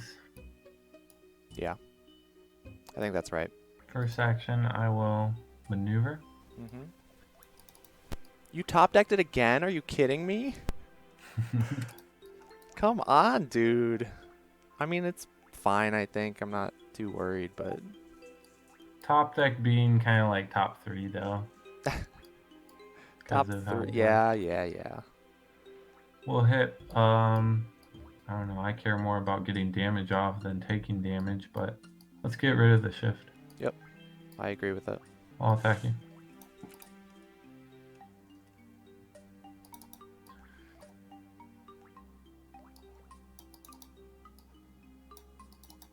Okay, so you're at 6, I take 3? Yep. Alright, you got the sleight of hand back. Cool, that's your last flourish. You got 1 big reveal, and you got your 2 4s to worry about, but my 4s are no more. Okay, I think I'm good. Alright, my turn? Yep. Okay, so I maneuvered. I'll go 1, 2. I felt like I went for it when I had to, but Yeah. maybe I should have waited until I had the stuff. Honestly, I didn't even consider that, and I could have gotten mega punished right there. If I had the stuff, I think I would have won right there. Yeah, you might have been able to. If I had started with a big reveal, because then I could have If done you the didn't, thing and smacked you for because I had this. So like I could have hit you for 9 over yours, so that would have put you at 1. And then if I had any other attack that I could have done that would have hit you for 1, I would have won. yeah. Yeah, I was scared after you did that vanishing act. I'm like, oh crap, I didn't think about that, and I might lose right here because now I'm out of the zone and my health pool is way lower. Yeah. Okay, so I maneuvered. I'll master the hunt. Lucky. I mean, yeah, it gives me 2 extra movement, I guess, and That's cycles for a the card different. draw. Well, it cycles for a different card, so this is what I would have drawn otherwise. Yeah, but Yeah. right, because of where we're at, it's the same thing with Houdini Genie. You're just worried about survival. Yeah. You're not worried about quality stuff. Yep. You just need defenses. Archers will go. You have 1 more misdirection, I guess. But if you misdirection, you're going to kill off the healthy archer anyways. So I'm thinking, is there any point in 1 with the land now, or do I try and maximize the value from it? I think it's fine just using it now.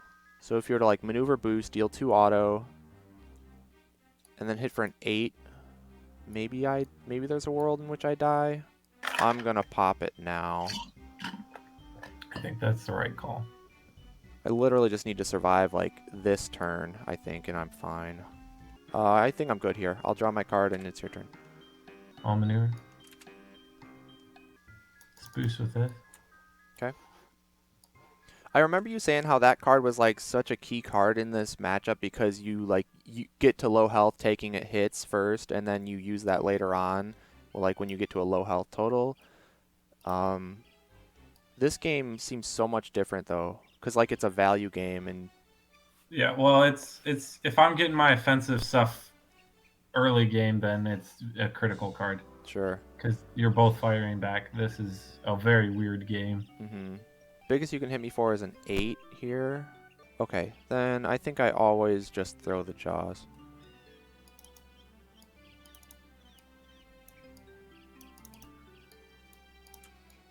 Four to 4. I can boost, you can boost. I will not boost. So I take 3. Do 1 and 2, 3. I mean, you have, 2 cards left. I'll just maneuver. I'll go 1, 2. I'll maneuver again. And you can go. Maneuver. Hit Yen. 1 to the archer, 1 to Yen. Attacking. No discard. Alright. Attack Yen. Yes. So you can't do damage with big reveal, so it's your 4, which will go to a 7. So we'll just play this. And I will not boost. So get a 7 over my 4. So 1, 2, and 3. And then you have no cards left at all. We'll hit for 4 and 4. Way to go. Good game. GG. Oh. Dude, that was rough. Yeah, that felt rough for you. That was so rough. I don't know what went very wrong. These were my bottom cards. I mean, that hurts. I think this is what went wrong. Just like I started with a sleight of hand, so I decided to keep because sleight of hand is so good in this matchup. But it's not good if you don't have anything that you can swap into. Yeah. And so not getting any of these to swap into really hurt. Yeah. Because especially after I peek your hand, sometimes this is a really good card to throw rather than big reveal. Like when you had your shifts and stuff, this would have been great to throw because you probably would have discarded, like in this corner, because it's all a tempo game, right? Yeah. So getting you to run away, right? Like you want to boost because otherwise you would have taken, if you had played your 3, then I would have still smacked you for 4 instead of, right? So that would have made it closer. You could have still chosen not to boost, which is obviously a fine decision. But it's good to have options to swap into. So yeah, I definitely feel like I pulled the trigger at the wrong time. I just I felt like that was the right time to do it. I was just hoping for quality stuff. Yeah, I mean, it was a good time to do it, especially because you had the scheme to draw 2 and gain the action. Yeah, I just didn't draw the Uh, right stuff. yeah, but I don't think you were going to get another chance like that, right? It only really works if it's my Mhm. last action attack, which I didn't do too often, Mhm. or if it's the double attack and it's face up, right? So you can just do it guaranteed, like you did. Yeah. A lot of times, even if it's my last action attack, it's with an archer maybe, or if it's Yen, it's probably an archer revive, in which case you don't get to move Yen, you only get to move the archer, and if I already have Yen with another archer, then you only split one archer away, right? Yeah. So that's a little Yeah. rough. Yeah, I maybe shouldn't have used the set the stages when I do. I'm always still fuzzy on when to use it because I didn't have the biggest punish cards. So maybe I should have waited, but I was just at the high hand count with like all garbage. So Mm-hmm. like my first like within 10 cards, I'd seen all three of these. So like I'd seen these all. I got one of these and then like a sleight of hand. Mm-hmm. Like this is all I was chilling on. So like I got a couple of these to throw, which I was fine to use best to throw those, but I didn't have the opportunity because you killed her. Yeah, I killed her But I really best early. best is non-existent in this unless you are going super aggressive, because that's why what the strat I like is taking a ton of early hits because I need my cards to actually do damage. Yeah.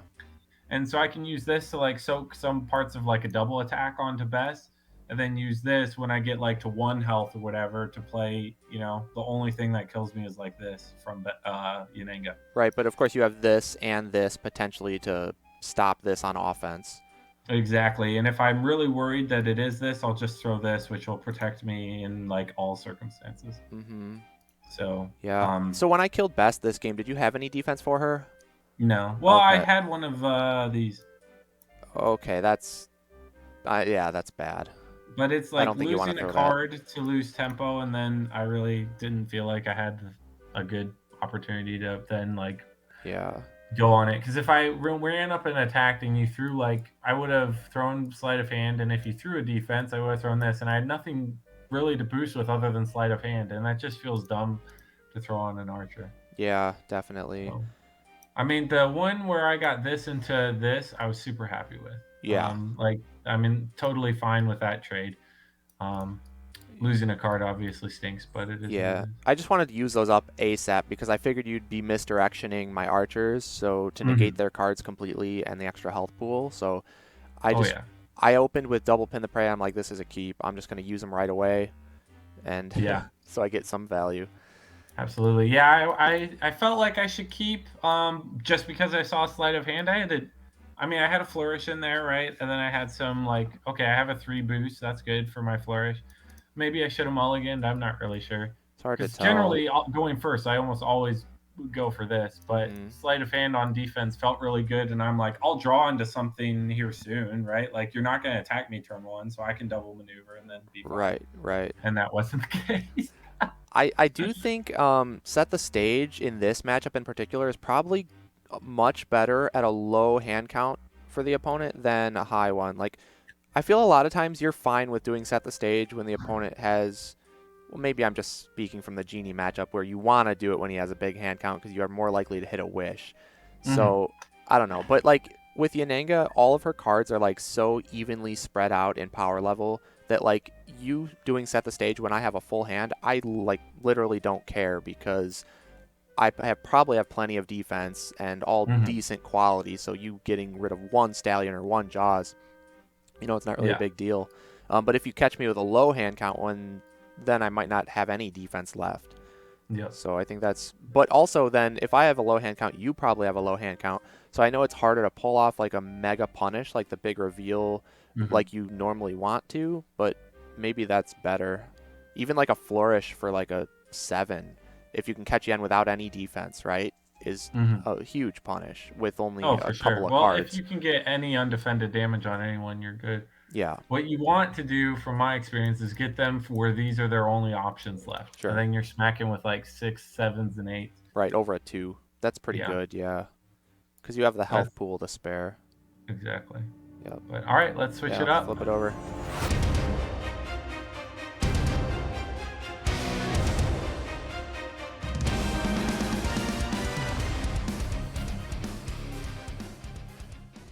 I'm definitely not a Houdini player, but I think I've probably learned enough just by playing against you. That's that probably a good enough thing. And I'm still learning, as we saw last game. It's so hard to like have patience with set the stage. Like maybe I should have shown that. I don't know. I really felt like there were no opportunities for me except that one time where I took it and I just didn't have the stuff. Yeah. So maybe I should have saved my first big reveal until I had that. But What did I was sitting on so much like garbage that I felt like I'd just be discarding stuff. And Yeah. then because of that, you wouldn't let me like you wouldn't even give me the opportunity that you did give me later on. Yeah. I don't know. I'm gonna mulligan. I'm keeping. This is way too much passive for me. Oh yeah, especially for going first. Seeing the scheme is nice, but it's not worth keeping your whole garbage hand like that. Right. Good luck, have fun. Yeah, you too. Okay, I'll start with a maneuver. I'll maneuver again. And you can go. All maneuver. It's a tough call. It's always tough when you're boxed in turn 1. Let's attack fast. Let's do smoke and mirrors. Yeah, I figured you'd want to kill her off turn 1. Yeah, good smoke and mirrors. So Houdini will take 2. Mm-hmm. And my turn. Mm-hmm. I'll have Houdini attack Yen. You're just gonna criticize my Houdini plays so hard, man. I'm It's all like, good. I lost pretty bad last game. No worries. we're gonna just throw it, man. All right. We're just gonna throw it. We're gonna ditch this and this. Get up to an 8. Go ahead and disperse. I mean, I figure damage is damage, right? Just take it, and I'll get this back. I draw 1. That's my thought, is like, why am I waiting for like big reveal over a little defense? The only thing you wait is Jaws. I think you throw an 8 or 9 value attack over everything else. Sure. Yeah, I guess a 5 value Jaws is something, because like that's, you can avoid that, right? You can make it down to a you 4 just throw like other for my times. next trick if you have it, and then throw it again, or a vanishing act. Right, right. And then I will just attack Yen again. With what? Yeah, with what, I wonder? Return this and get in a flourish. Okay. And we'll just do the sleight of hand for 6. And I'll draw 1. And then you get your stallion. Mm-hmm. 1 to each. Oh, you're boxing yourself in again. You want to be with your boys. Chilling with the boys. Chilling with the boys. Your turn. Oh, man. I was just like, what are the chances he's got that card so early? That was a big punish, I guess.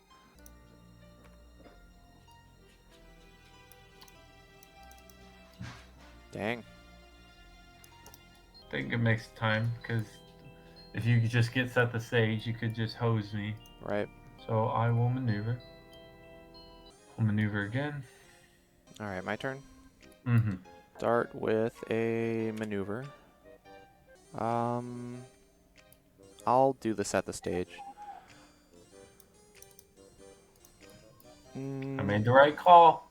I just into this. Dang. We're gonna get your stallion. Yep. So you have Surprise Valley, both reds, and then the Jaws. So we'll put Houdini there. Bess will go here. I'm gonna do this to draw 2 and gain an action. Yeah, it was probably dumb me going back to pin myself. I just felt it was right to stick with my boys. My worry was that if I did run out, you could have just done what you did, but I wasn't anywhere near my archers. Right. So, especially since I didn't know if I was going to draw defense, which I just barely did after using a Master of the Hunt. So, I was lucky there. I'll attack. I really want to take this. I know you do. It's an action game. But if it's the 4, it really sucks. It is. Do you want to boost? 5, so I will not boost. You will not boost. Yeah. You have a 5. I won't boost either. Yep. Your turn. Nice. I'll maneuver. I'll maneuver again. You're up. Maneuver. Boost with a misdirection. I'll pop this guy. Okay. Go here. And 1, 2, 3. I'll have Houdini attack Yen. I'll take it. Okay. I'll move here. Draw a card. Mm-hmm. Have Houdini attack Yen again.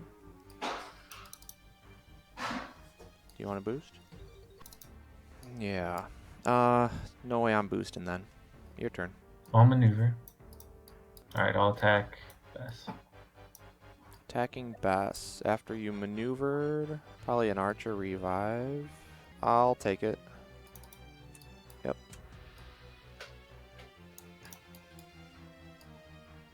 Okay, my turn. Mm-hmm. I'll maneuver. And I will have Bass attack Yen. Let's do this one.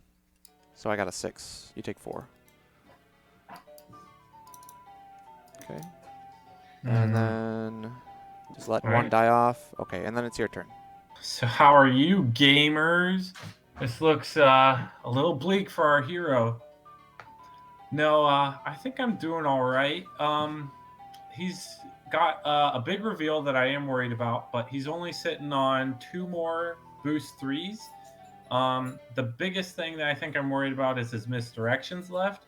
But he is kind of just chilling on defense now, right? I think we've seen at least one copy of all of his reds. He's got sleight of hand.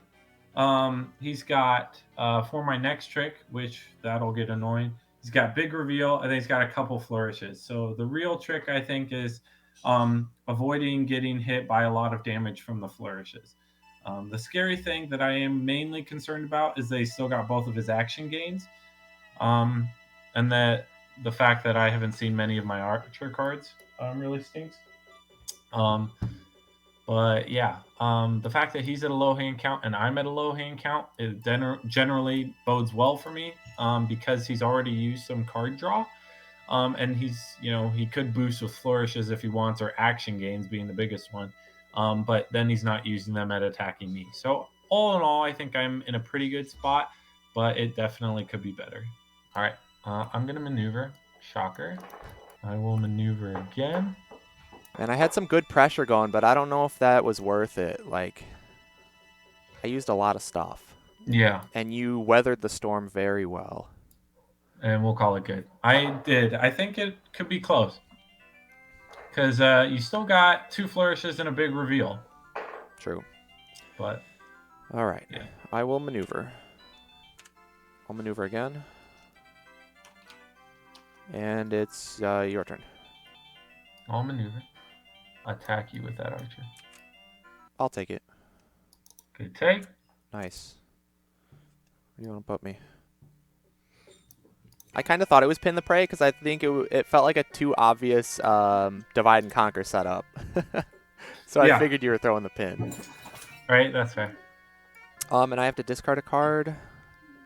That's going to be this one. So I will draw.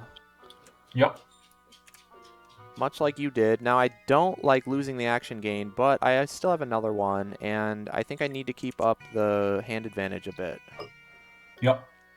So, my turn then, huh? Mm-hmm. So I will maneuver. I'll maneuver again. And go here, and it's your turn. Maneuver. Maneuver again. I will maneuver. Let's do set the stage. All right.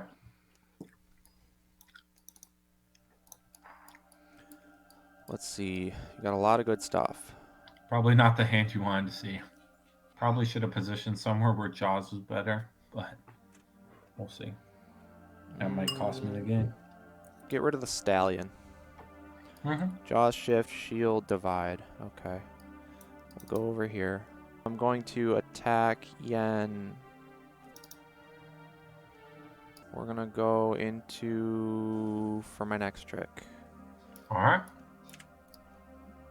I will attack Yen again. we'll go into just a Vanishing Act.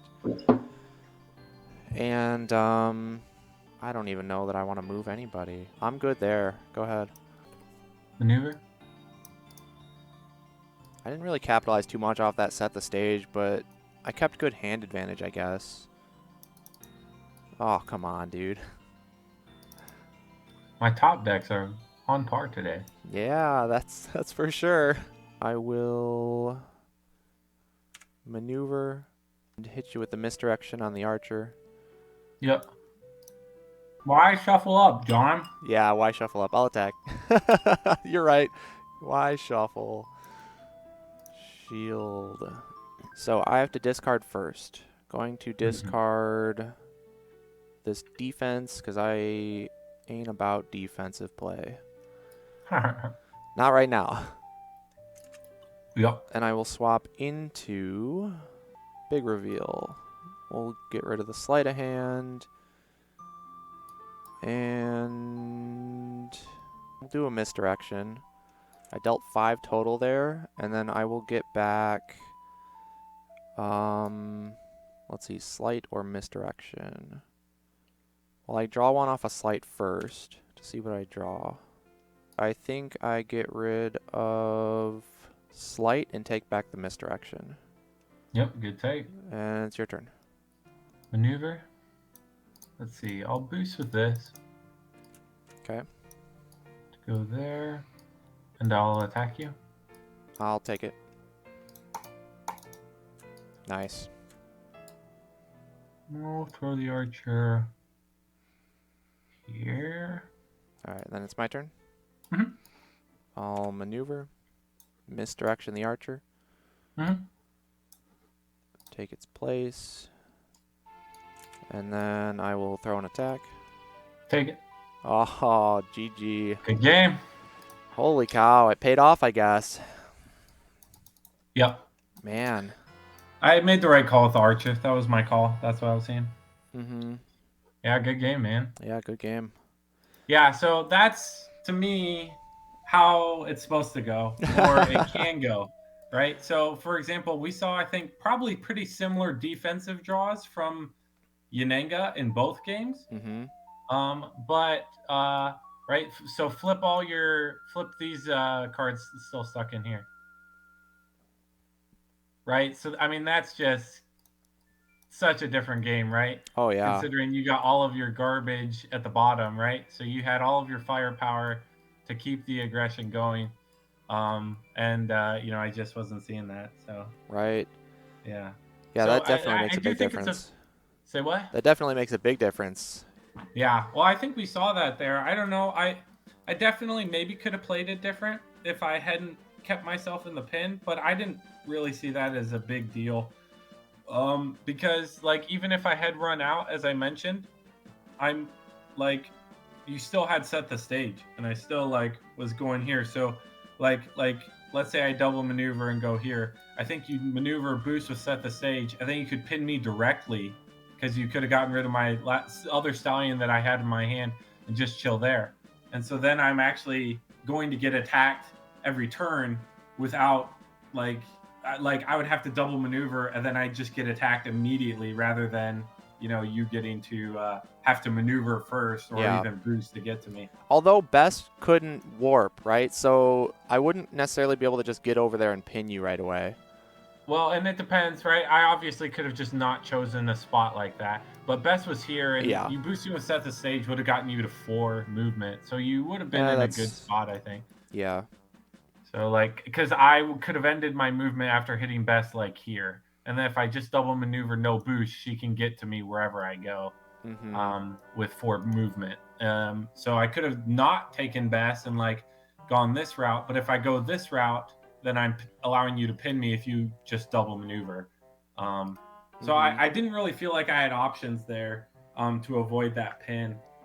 It's why I like this map with Houdini, because Bess can be beefy if she needs to be with like this card and even feints, like to keep them in there, or this more so. Yeah. Like, yeah, losing the action stinks, but keeping them in an annoying position is really good. Yeah, for sure. I've even used this card to keep Bess alive when they thought they were going to kill her because they were in a pin, right? So they're like, let me just kill her so that I can get out. And I think it was against Sherlock once. And she came back, right? Sherlock wasn't able to get his movement with his red attack. And she was still there in the way, right? Like, Yeah, there's a lot of that's fun funny. stuff you can do with Bess, even though she is pretty bad generally, but she's not weak by any means just because this card goes both ways, I think. Yeah, I think if I took that shift, this game was completely different. In the Yeah. beginning, when I Yep. played the Smoke and Mirrors, yeah, that was crucial. Yep. You I wouldn't have been agree. pinned. You would have had. So another big difference in this game, not only the firepower, but obviously me going first plays into that, right? I had Yeah. the firepower and I went first. But the pin, I think, really was impactful because in the other game, you lost Bess pretty early, and then I played a good hand management game, which I often do with Yennenga, like Hmm. in most matchups, Hmm. because like I just keep making you boost, and then Hmm. yeah, like you get boost effects, which is great, but Yeah. you're still losing so much value overall. That's true. And in this game, I didn't really have to boost much other than with like a couple of key times, um, because I was able to just maneuver and attack, Hmm. which Yeah. definitely And then helps. maybe I should have made it so that you like what I did on the other side, but when I did, you did boost with Houdini to get where you needed to. And Hmm. I felt like you would have still done that, and then I would have run out of stuff. Like as soon as you found your misdirections, my archers were gonna die, and I wouldn't be able to do that anymore. Right. So, yeah, I don't know. I felt like I could never pressure you because I know that what's good in this matchup is if I can get you down to a place where you're worried, then you actually have to save some stuff. In this game, you're at 10. I'm chilling on like no cards. Yeah. So you can sit at literally no defense and just do stuff, which is what how Houdini works. Like it's Yeah. great. And you can literally take so many hits until you're like really low. Then you're like, okay, I need to save one of these, and I'm good. Yeah. Like if you're really low. So yeah, I wasn't sure exactly the different calls that I could have been making. Yeah. You were just on the back foot the whole time this second game because of me going first and getting to set up that pin. Yeah. Um, And I do think, as you mentioned, going first is a huge point in this because of that hand management game. yeah. Because with Houdini boosting a number of his things, right, he's keeping his card draw up as long as he's making those big attacks. But if I start at 7 and I kind of get the spot, and then you go up to 7, then I can, take a turn to start pressuring you to, hopefully either get you down to the low thresholds or, do stuff there. Or as you mentioned, not be in a pin. Yeah. Yeah, the pin was huge. Although thinking back, I'm pretty sure didn't you attack me turn 1 as well? I did to try and get out of the You pin. tried to kill Bess. That was the shift. Yeah. Yeah, turn 1 it was the shift because Houdini was over here and Bess was over here and you came up and you're like, "All right, I'm going to kill Bess, get out." Yeah, I I wonder how different the game would be if you just double maneuvered and matched my hand count.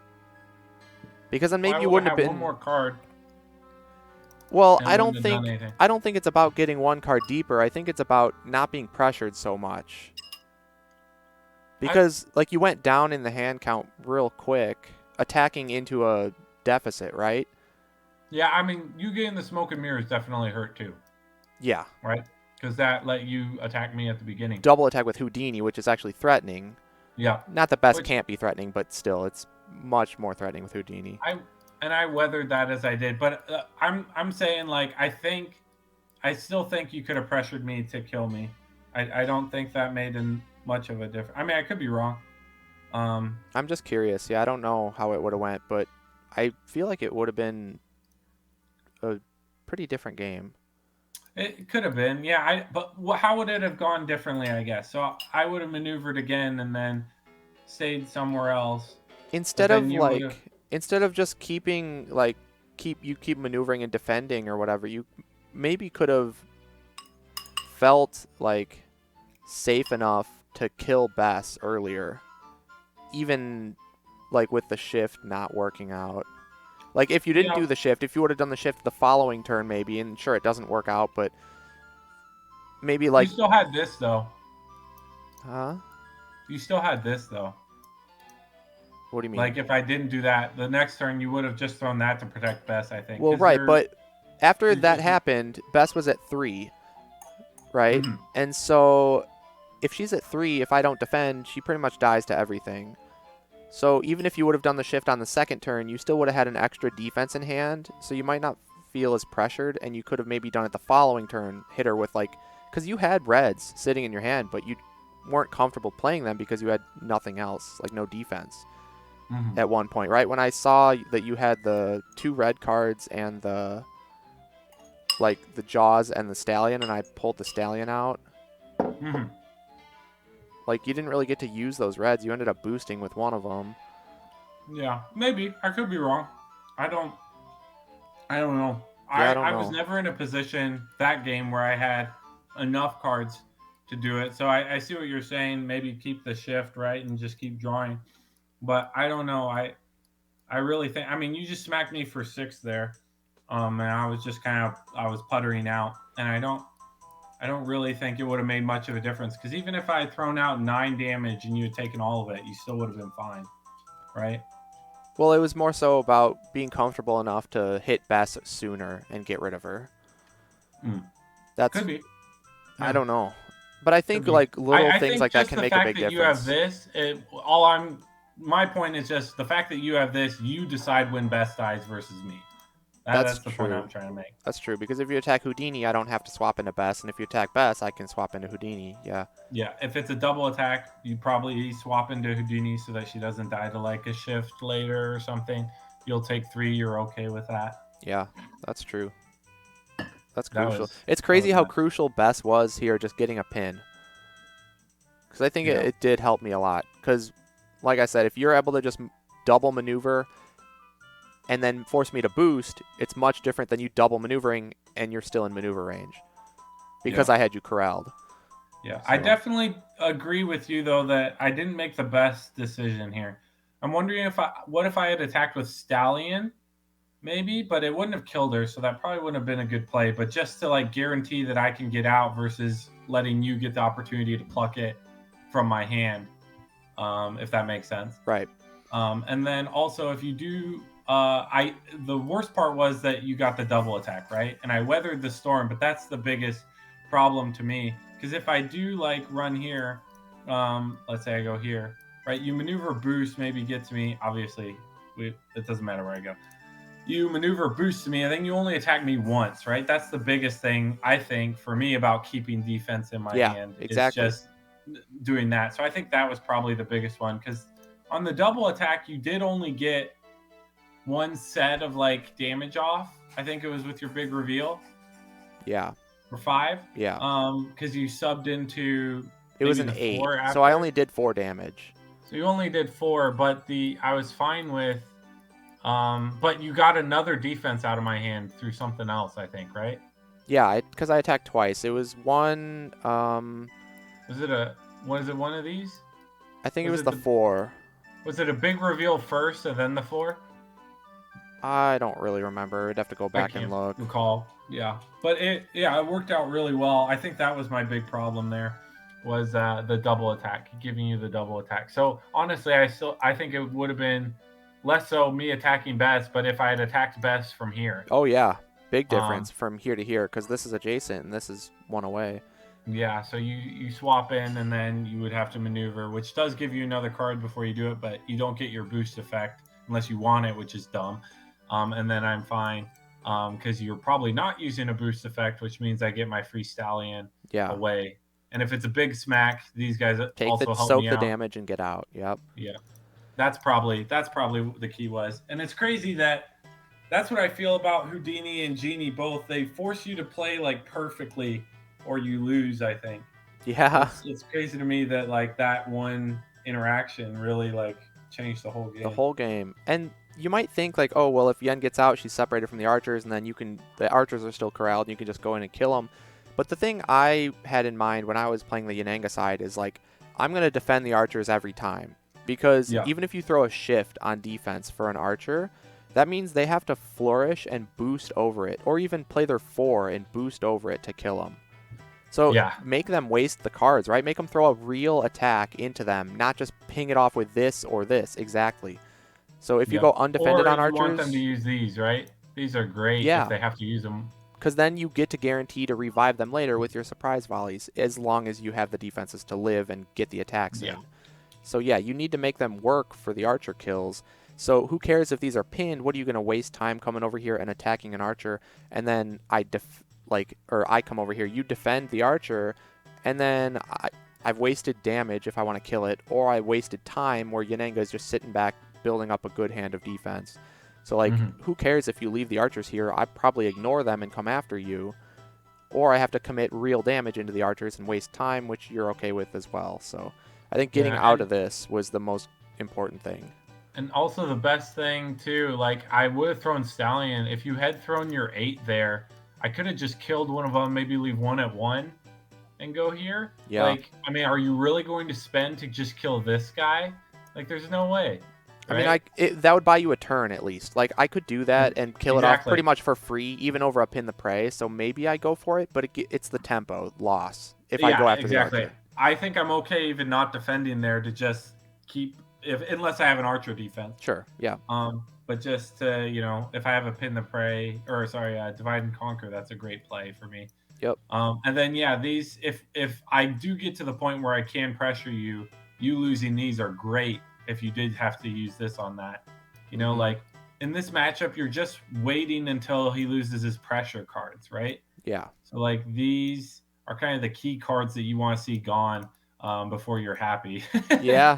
and feel like you could breathe. Exactly. So yeah, and obviously if these are gone, then you can actually start counting like, you know how much health you have left and stuff Right. like that. Right. But yeah, So, you're right. These are the worrisome cards because these are throw so many variables into the equation that you mhm. can't calculate like, okay, can I survive this turn? Well, if Houdini has literally like, this, like everything perfect, there's a scenario where I die. And Yeah, so once these are out of the picture, then you can safely come up with scenarios and you can count your health total and all that and be confident that you're going to live. yeah, and yeah. Just on that point, I think we highlighted last game, when I did my little tricksy thing over here. If I had had my 8 cards that I had left in the right order, you would have died. Yeah. Like, Yeah, it was that's terrifying. the crazy thing, is that Houdini, just because of how he works, he's got those opportunities so often, and that's why I think, one, you hate him, but two, Yeah. like, just that it's because he feels like he can steal games, and he's never really out of the picture like that.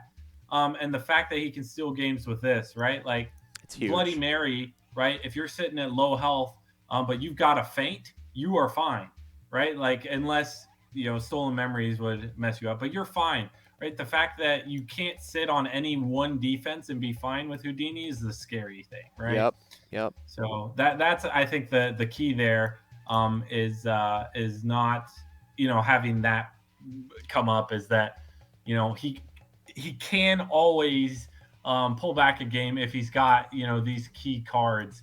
Action gains, set the stage, other action gains, generally a sleight of hand, and big damage somehow, right? Yep. Like that's the thing. If he has those pieces at the right time, well played, good game. Yeah.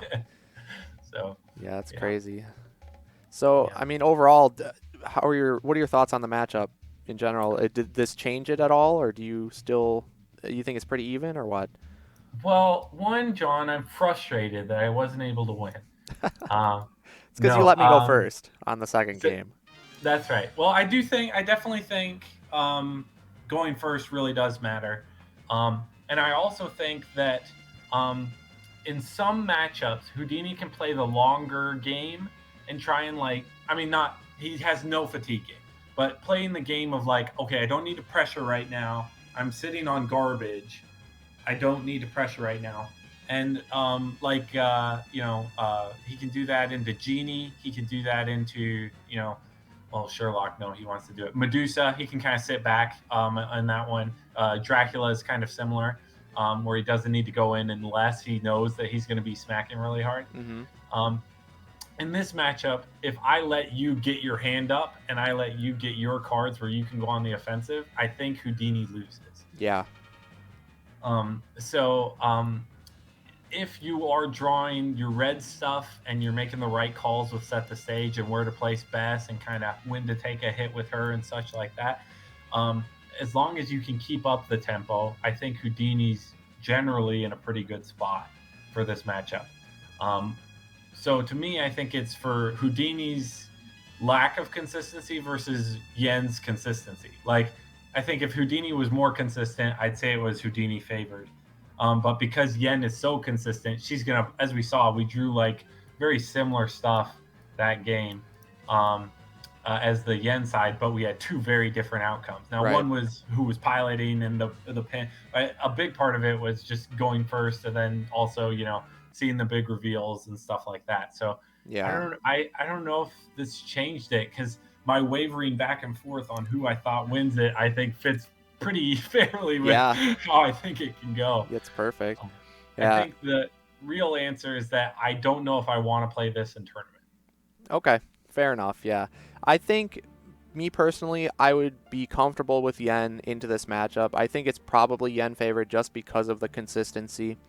But obviously, Houdini being Houdini, he can just steal a game right out from under you if you're not extremely careful. And if the stars align for him, even if you are careful, sometimes, oh well, there's nothing you can do about it.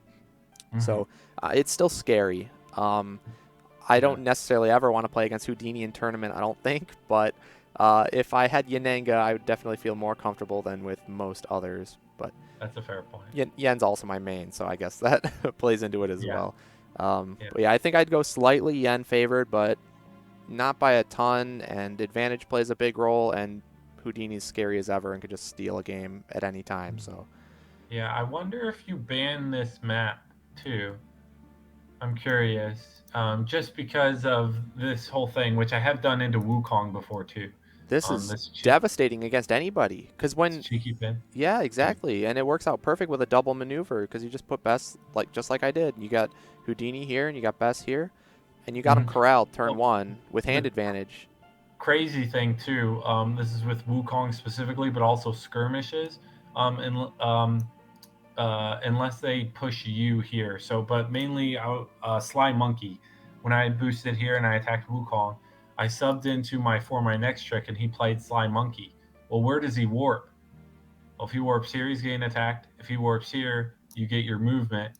If he warps here, he's getting attacked. Here, you get your movement. Here, you get your movement. So your That's for my next cool. trick literally shuts down that whole thing.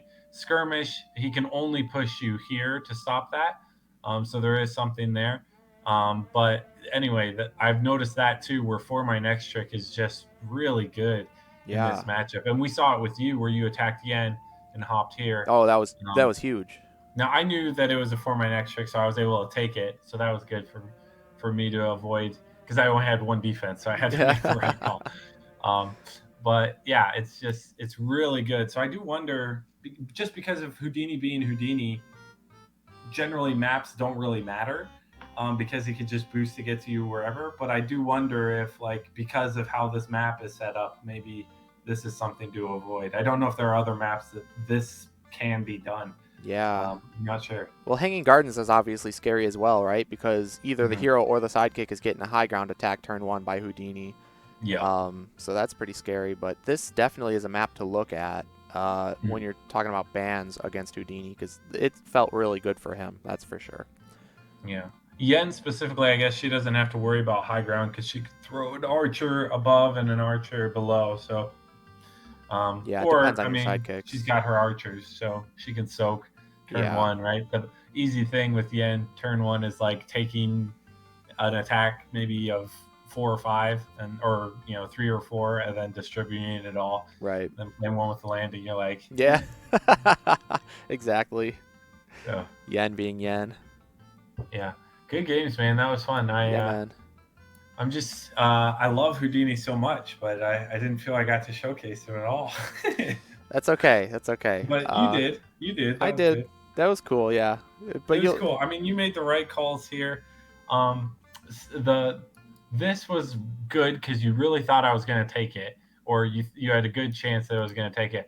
But it really does stink if I play a defense and neither of us boost. Yeah. Generally, I consider that a loss with this card. Yep. But you made the right call, I think, because if I didn't defend, I mean, you just Then I win had right there. 7. Yeah. So I think you made the right call there. And the second time, I did boost, right? And so you were fine with the second one was good. Yep. Because I normally view it as like a discard or a ton of damage. It's a 2-for-1 Like, or that's it's kind of how you damage. Yeah, it's value or damage, one or the other. exactly. Yeah. Or Ideally. against Sinbad, it's both maybe. Yeah. Yeah. But and then this was the big. This was really good on your turn. Taking this back, I was really hoping. You took the sleight of hand back. Yeah, I figured I didn't need any more baits at that point. Like, I just needed damage to close it. And that's the biggest thing that I've seen newer players. I'm not putting you in that camp, but I have seen that just for the people watching is keeping this for way too long. It's a 3 value boost and it draws you a card. You replace your hand and you do a ton of damage. You need to do that. Like you don't need it that many times. If it's your last 3 boosts for like a flourish, then yeah, you take that back. But at the end of the day, these are kind of the same. But this can be done without an attack, right? Yep. This draws you a card. So there's pros and cons to both. But this, I think, generally takes precedence. Yeah. Most of it. Because that's without an attack, like you said. So picture a scenario where, okay, you can choose either one of these, but let's say you have this in hand as well, right? Obviously, you want to take this one because this will pile up. It stacks to be 5 damage overall, whereas this is only the 3. So when you have other cards you can boost with, this is just bonus damage. So and you get the cheeky little they attack you and you're like, haha, you die. And then yeah, you like, could do that too. Yep, that'd be a funny kill. Yeah, I had that once. I can't remember who it was against, but it was the same thing where I took it back and then they're like, well, my only hope here is attacking. And then, was able to get it. But now that's weaker given the rule change. We're not going to talk about the rule change here. That's for another day. Yeah, it's good. Always fun, John. This was great. I'm excited for the next matchup. Hopefully we can get Genie in. That would be so exciting. I hope so. Yeah, fingers crossed. I really do like the scene changing who goes first both times. I think that's really good. I think we did it first with the Robin Hood IM. I love that. I really think that adds another side, just because our goal is exploring the matchup and seeing our thoughts, right? And I feel like if we didn't do that here, we might have very different thoughts. So I like giving that. Yeah, definitely. So next time we'll let you go first, both games. Hey, perfect. See how that goes. See if you can even up the overall record. Yeah. All right. Well, if a Genie's in there, I'm happy with Genie going first. Yeah, that'll be scary. All right, man. GG's as always. Thanks for playing. Yeah. All right. Take care. Bye. See ya. All right, so there you have it. That'll do it for Matchup of the Month, January, the first of the new year, by the way. So Happy New Year to everybody. And I hope you all enjoyed that one. I had a ton of fun playing it, as always. And it's really hard to give a definitive answer here on who is favored in this matchup, because I do think it can go either way. As you saw, Houdini won one of the games and Yennenga won the other. And so I think advantage obviously plays a big role, as in any matchup, really. The map and the starting position choice is just a huge factor in determining who's going to win a matchup. So that's important, as always, and of course player skill is going to come into account big time with this one because it is so even. And this is a matchup we might expect to see a lot of in the current, or I should say upcoming, rather, depending on when this video comes out, but the Winter of Champions 2023 tournament. And that's starting up, and we might see this a lot, so it might be very relevant. So I hope everybody who's participating in the tournament is watching this video and getting their practice in. But yeah, I'm super excited to be entering in the tournament. I, of course, will be playing and hoping to take down Baked Goods to get my revenge for knocking me out of the previous tournament. But if you want to follow along with all the Winter of Champions action, make sure you subscribe to the Unmatched Tournament official Twitch channel, as well as their YouTube channel, and, of course, my stuff as well. I'll be streaming on my Twitch channel at twitch.tv/ZeroSkater12 for all of my tournament matches, so you can stay up to date and join in on the action. So I'm super excited for all that, but I wish everybody out there good luck in the event and hope you all have a great time. So that's going to do it for this one, everybody. Make sure to leave a like if you enjoyed the video, subscribe if you're not already, and consider supporting me on Patreon so you can cast your vote for upcoming Matchup of the Month videos. And that'll do it for this one. Everybody have a great day, and I will catch you all next time. So thank you all for watching. I'm ZeroSkater12, and I'll see you next time.